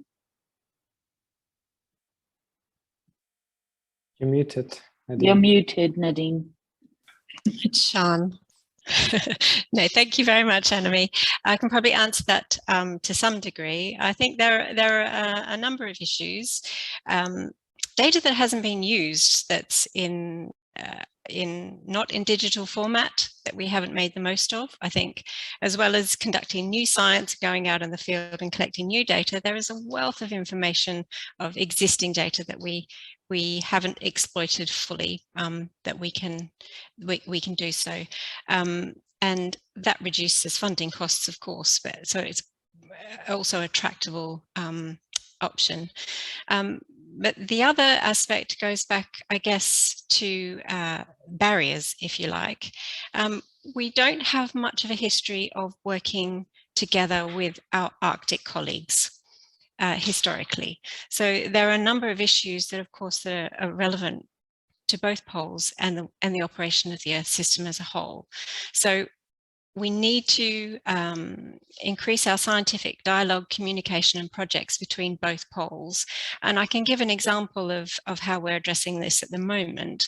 One of the programs that a recent project that ICE partners are involved in is called Biopole. So currently, Earth system models don't parameterize biogeochemical processes from the poles particularly well.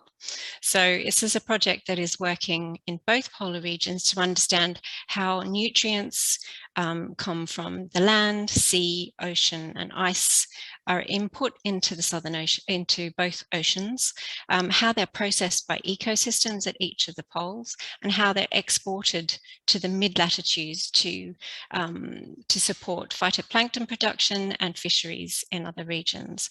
And all this will help to better resolve those Earth system models, and particularly get a better handle on the carbon processes. So I think those two things, and using existing data as well as working together on bipolar issues. And then thirdly, it's an issue that's come up a number of times through our speakers, is this involvement of early career researchers in improving our diversity. We really do need to involve all aspects of the community in our research, and so giving them the opportunities from the outset. And ICE and IMBA, and I know SOOS and other programs have really made a step change in recent years in giving a platform and a voice to the early career researchers to take on different roles, organising conference sessions, moderating them, running workshops with the support of mid and more experienced researchers. So giving them the experience they need to take things forward and make those stronger connections is really important. Thank you, Nadine, and thank you for mentioning the early career researchers. We've got a question in the chat, but I'll circle to it after Torre, any data Yes, barriers? Data Any barriers. I comments? mean, you see that in the background picture. We are really working in a challenging environment, right? It's not that simple to bring out instruments or bring them to the high Arctic or Southern Ocean. And I'd like to reference Jose here. He said he wants more programs, more positions. We want more instruments, right? If you think of the global Argo program, so floats basically for all non-oceanographers here. It's like man-sized tubes you put into the ocean that can dive to a certain depth and record an ocean temperature and salinity profile, travel with the ocean current at depth and surface again. And I'd like to compare this to the radiosondes in the atmosphere, where for more than 70 years now, we've doing atmospheric profiles with radiosondes starting from every airport across the world, having a 3D picture of the atmosphere several times a day, basically. And we've started only a couple of decades back to design something similar for the ocean. And the Southern Ocean has been a desert in terms of float data until the last decade, maybe slowly growing. And then this is happening in the open Southern Ocean, not speaking of the sea ice covered or ice shelf covered ocean. And it's the interaction with the ice sheet that's actually the looming danger, so to say, for sea level rise, for global sea level rise change, that is very much hidden in the deep cavities of the ocean ice interaction with the ice shelves. And to get instruments there, it's really hard. And it's expensive, and you can't do that very often. And we have only a certain number of ships and scientists who can go there. But we need to enforce these programs to get a better understanding of how the ocean interacts with the ice sheets. We really barely have information. We barely have information of the bathymetry in these ice sheets, and every sill, every kind of mountain in there redirects the flow and can make a big difference in how much warm water gets in touch with the ice and at what time, and how fast the retreat of the ice shelves will be. So it's simply more observations at the moment. Thank you, Torre. And to circle back to the Q&A we've received from the audience, we've got a question from Kimberly Aiken. I hope I'm saying that properly. And it's a really good question given the panel that we have. How we talk about early career researchers, but we often talk about it in a science perspective. How could an early career researcher from a policy background get more involved in the implementation? Which brings us also to the third question we have for this panel is policy recommendations as well. How could policy be more, ensure that we have a successful implementation of the plan, and how can we involve more early career people in the whole process? Renuka, you've got your hand up. Thank you. I'll do the early career perspective a little bit now and then hand over to the other speakers, maybe for a bit more of a policy perspective. I think there's a lot of opportunities available for early career researchers, both with a science background and also with a policy background, like Kim that's asking the question. Currently, there's for one of the examples is paid fellowships, and both the Arctic and Antarctic organizations offer these. Both IASC and SCOR offer fellowships, and you can go to both of those websites and have a look to see the different opportunities available. Not only are there fellowships, but there's also organizations offering, say, opportunities for early career researchers to get involved within the different processes that they run. So if there are working groups, for example, you can ask to get involved as an early career researcher. This kind of direct involvement will help people understand the processes and then be in a much better place to make make those changes that are required. Thanks. Thank you, Renuka. Maybe Nikki, do you have something to add on that, maybe from the NGO perspective, but also the ASOC perspective? Sure. Well, the one thing I was going to say is I think the task force as a whole, we probably need to think about where we go after this implementation of the action plan and what we look like. But one consideration would be to have a dedicated or a few dedicated positions on the task force go to early career researchers. And I apologize if there's anyone on the task force already that identifies as an early career researcher, but if not, that enemy does exactly. So, we have some really great representation there, but I think we could always use more. Thank you, Nikki. I think I can maybe have time for one more. Oh, loads of people interested in jumping in. Who was first? Let's go with Sean or Jose. Whoever's. Jose was actually first. So. Go on, Jose. Okay, thank you. Thank you, Sean. So in a nutshell, I think just complement what Renuka just mentioned. If you are an early career scientist, if you come from a country that is already representative of the Antarctic Treaty, contact that delegation. That would be my first instinct. You know your delegation, contact them. They might reply and actually functions. Also, for example, if we're talking about the Southern Ocean, the SCOR SCATS, so the Scientific Committee for the Antarctic Treaty System, also could be a good connection of experts that are also connect and provide a scientific advice to the treaty. So again, we have a group of nice people there. And if that doesn't work, you still have APEX. There's a lot of mentors that works with policies. They also can help you. Well, there have been a lot around the room. And we have our own programs. For example, in my own team, I have early career scientists that come with good ideas. We'd like to have this challenge that we could implement. How can I have a project with it? And we get funding. Also, there's a few research papers that are actually trying to bridge the science into policy, and that has been done. I'll just write to a couple of comments that in terms of the geopolitics that I think is very nuclear and essential under this United Nations Oceans Conference. One thing that we shouldn't ever take lightly is that make sure you communicate, but you communicate the correct facts to the right stakeholders. In terms of the Southern Ocean, we talk about urgency, and we need data to minimize uncertainty in terms of our modeling and forecasting. That's essential, and we need to do that. Secondly, it's true, Nikki mentioned about the relevance of scientific-based evidence, and it's true, we should nuclear at the Antarctic Treaty, and SCOR has been doing that at all levels.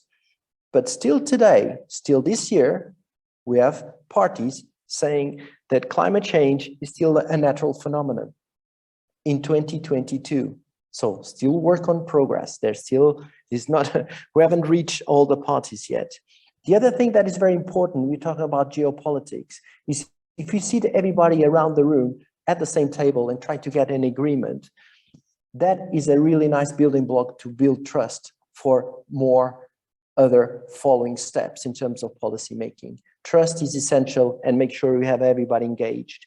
We need more cooperative and coordinated international responses like we have here around the table. And again, this connectivity to other parts of the planet here is very crucial to make sure that the polar regions are not isolated. And you need to be critical about these needs. Like Morgan mentioned, CLIVAR is essential. It's true, we need equipment. Yay.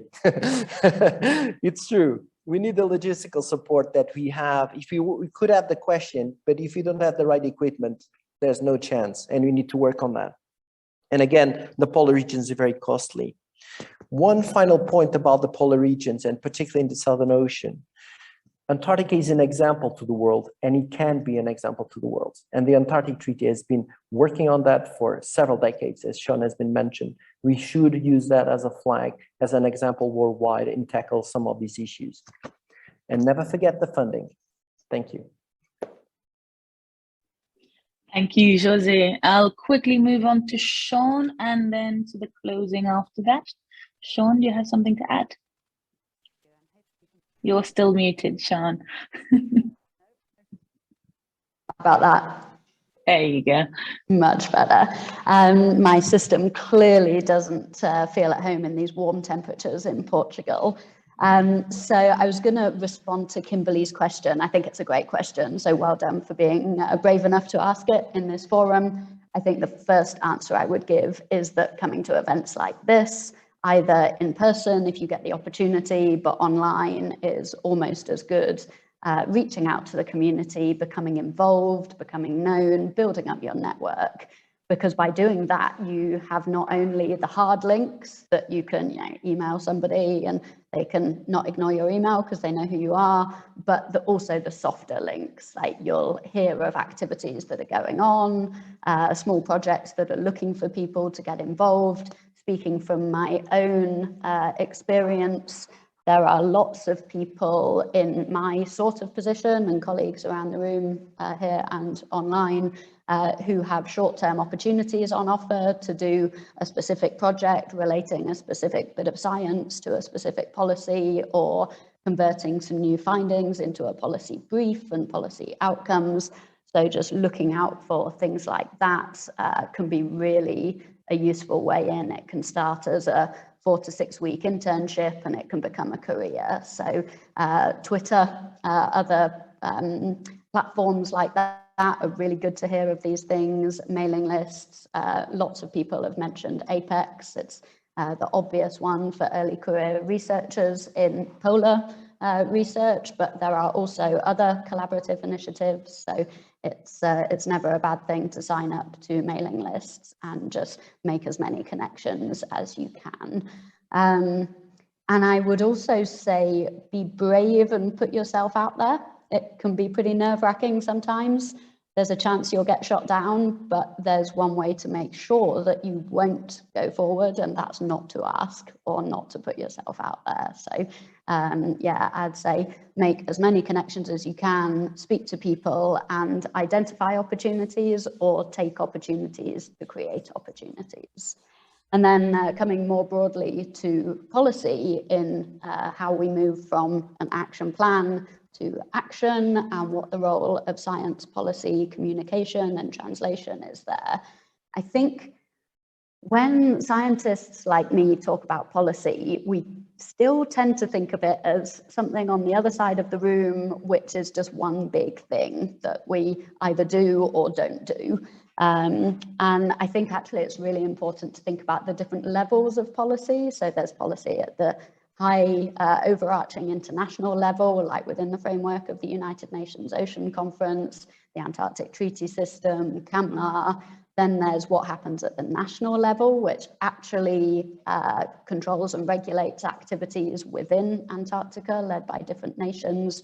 And then there's policy at the very local level. What is the water treatment facility in a particular Arctic community, or what are the rules around tourism along the Antarctic Peninsula? So thinking about breaking down the science to be delivered into appropriate messages for each level of policy, I think is really, really important. And at the same, by the same token, or kind of crossways to that, I think we need to think about what high-level policy needs to be. For example, protect ecosystem services, but then what we need policies at the intermediate level, and then at the very specific detailed level for particular scientific findings linking with particular activities that happen in the Arctic and the Southern Ocean. So I think instead of thinking of policy as this big blob that we either engage with or we don't, we need to appreciate its complexity and place ourselves appropriately within that structure. And I think the most important thing in setting policy is having the strongest links and the most direct and clear links possible between science and society, because policy is the link between science and society. So policy needs to be made appropriate in a certain context or setting and relevant to the stakeholders and the people who are influenced. So instead of talking about things that we would talk of as scientists, like biogeochemical cycling, carbon export, we need to think more in terms of ecosystem services that actually matter to the global population. And they do. There are lots of ecosystem services from the Arctic and the Southern Ocean that are critical at the regional level, but also at the global level. So communicating that is really key. And these are major headline things like global biodiversity, fisheries and food security, blue carbon and climate regulation, but communicating our science in that way that is understandable to your average person in the street or in the coffee shop is really a key driver of getting the correct policy, which requires political ambition, which comes from public will. So public will feeds into political will.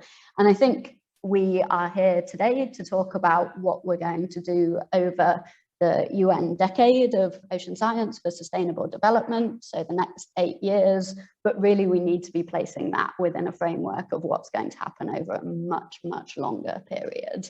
So thinking about this as a step in a very long process, rather than just getting to 2030 and sitting back and patting ourselves on the back about what a good job we've done. So I think we need to think broadly, we need to think widely, but we also need to credit complexity and we need to have a really long range view.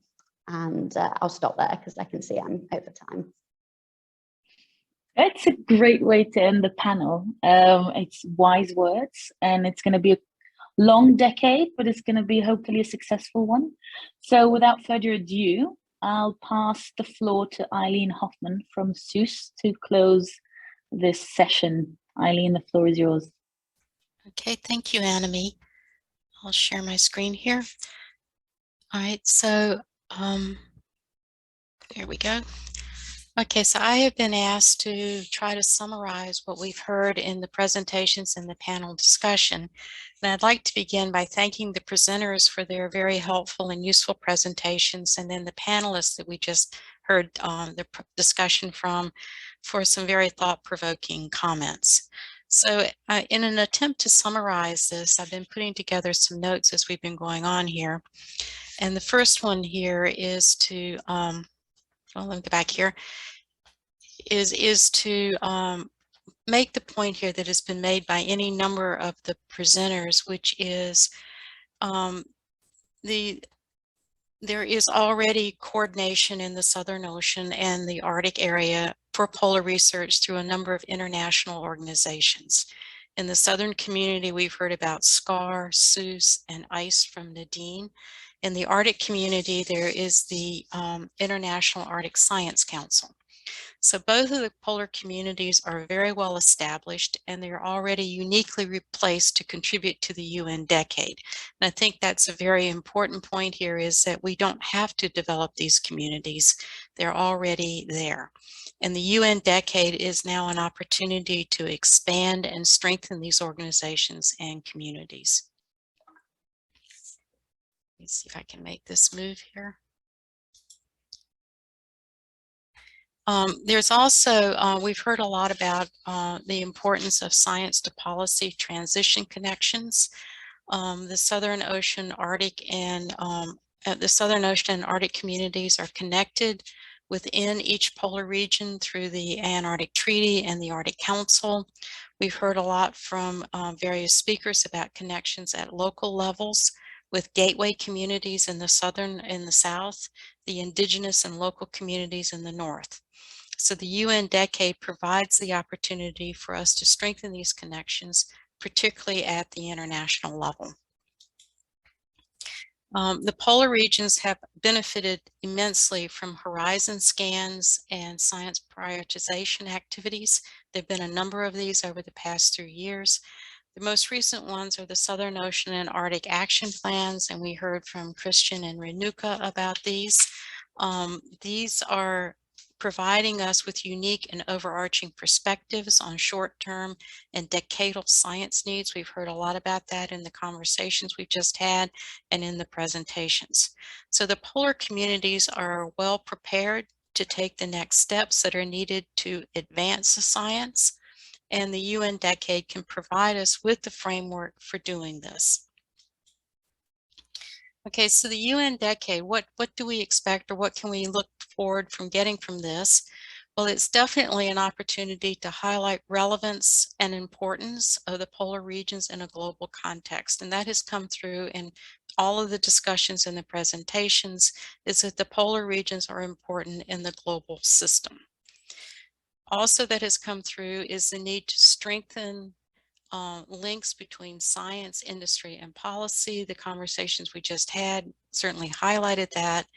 And as we also heard, we need to work across barriers in order to reach solutions. Something that came through in all of the presentations was the need to co-design global polar research and priorities. And I think that's an important, I don't know so much as a change, but something that we need to be very aware of as we go forward in design, in our setting up our global research, our polar research priorities. Right. The other thing that we might ask from the UN decade is that it gives us the opportunity to address knowledge and data gaps that have been identified in the action plans. And that's been that's an important benefit of the action plans, is that it puts together the community consensus on where those knowledge and data gaps are, and also provides some guidance on how we might go about addressing them. The UN decade also gives us the capacity to develop global capacity and to ensure inclusive and diverse communities in the polar regions. And we've heard a lot about that in the presentations today.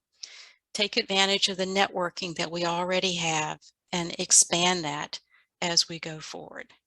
And I think one of the comments that I think was in Torge's presentation is we really are at the point where we need to consider not just science or discovery-based science. We need to move forward and look at science for solutions. And that's going to require transformative ocean science. All right, we can't continue to do what we've always been doing. And if we're going to work across these diverse communities and disciplines and expertise, it's going to require looking at transformative ocean science. All right, so with that, I will end and I'll say thank you. And again, I want to thank the presenters, the panelists, and the attendees for your support of the session that we've had here.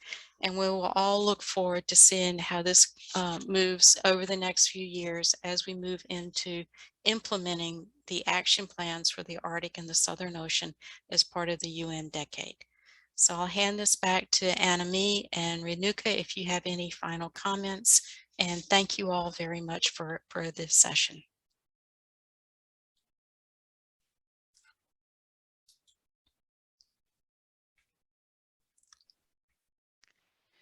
So cool. Thank you, Eileen, for that. And thanks, Anna-Mee, for moderating the discussion.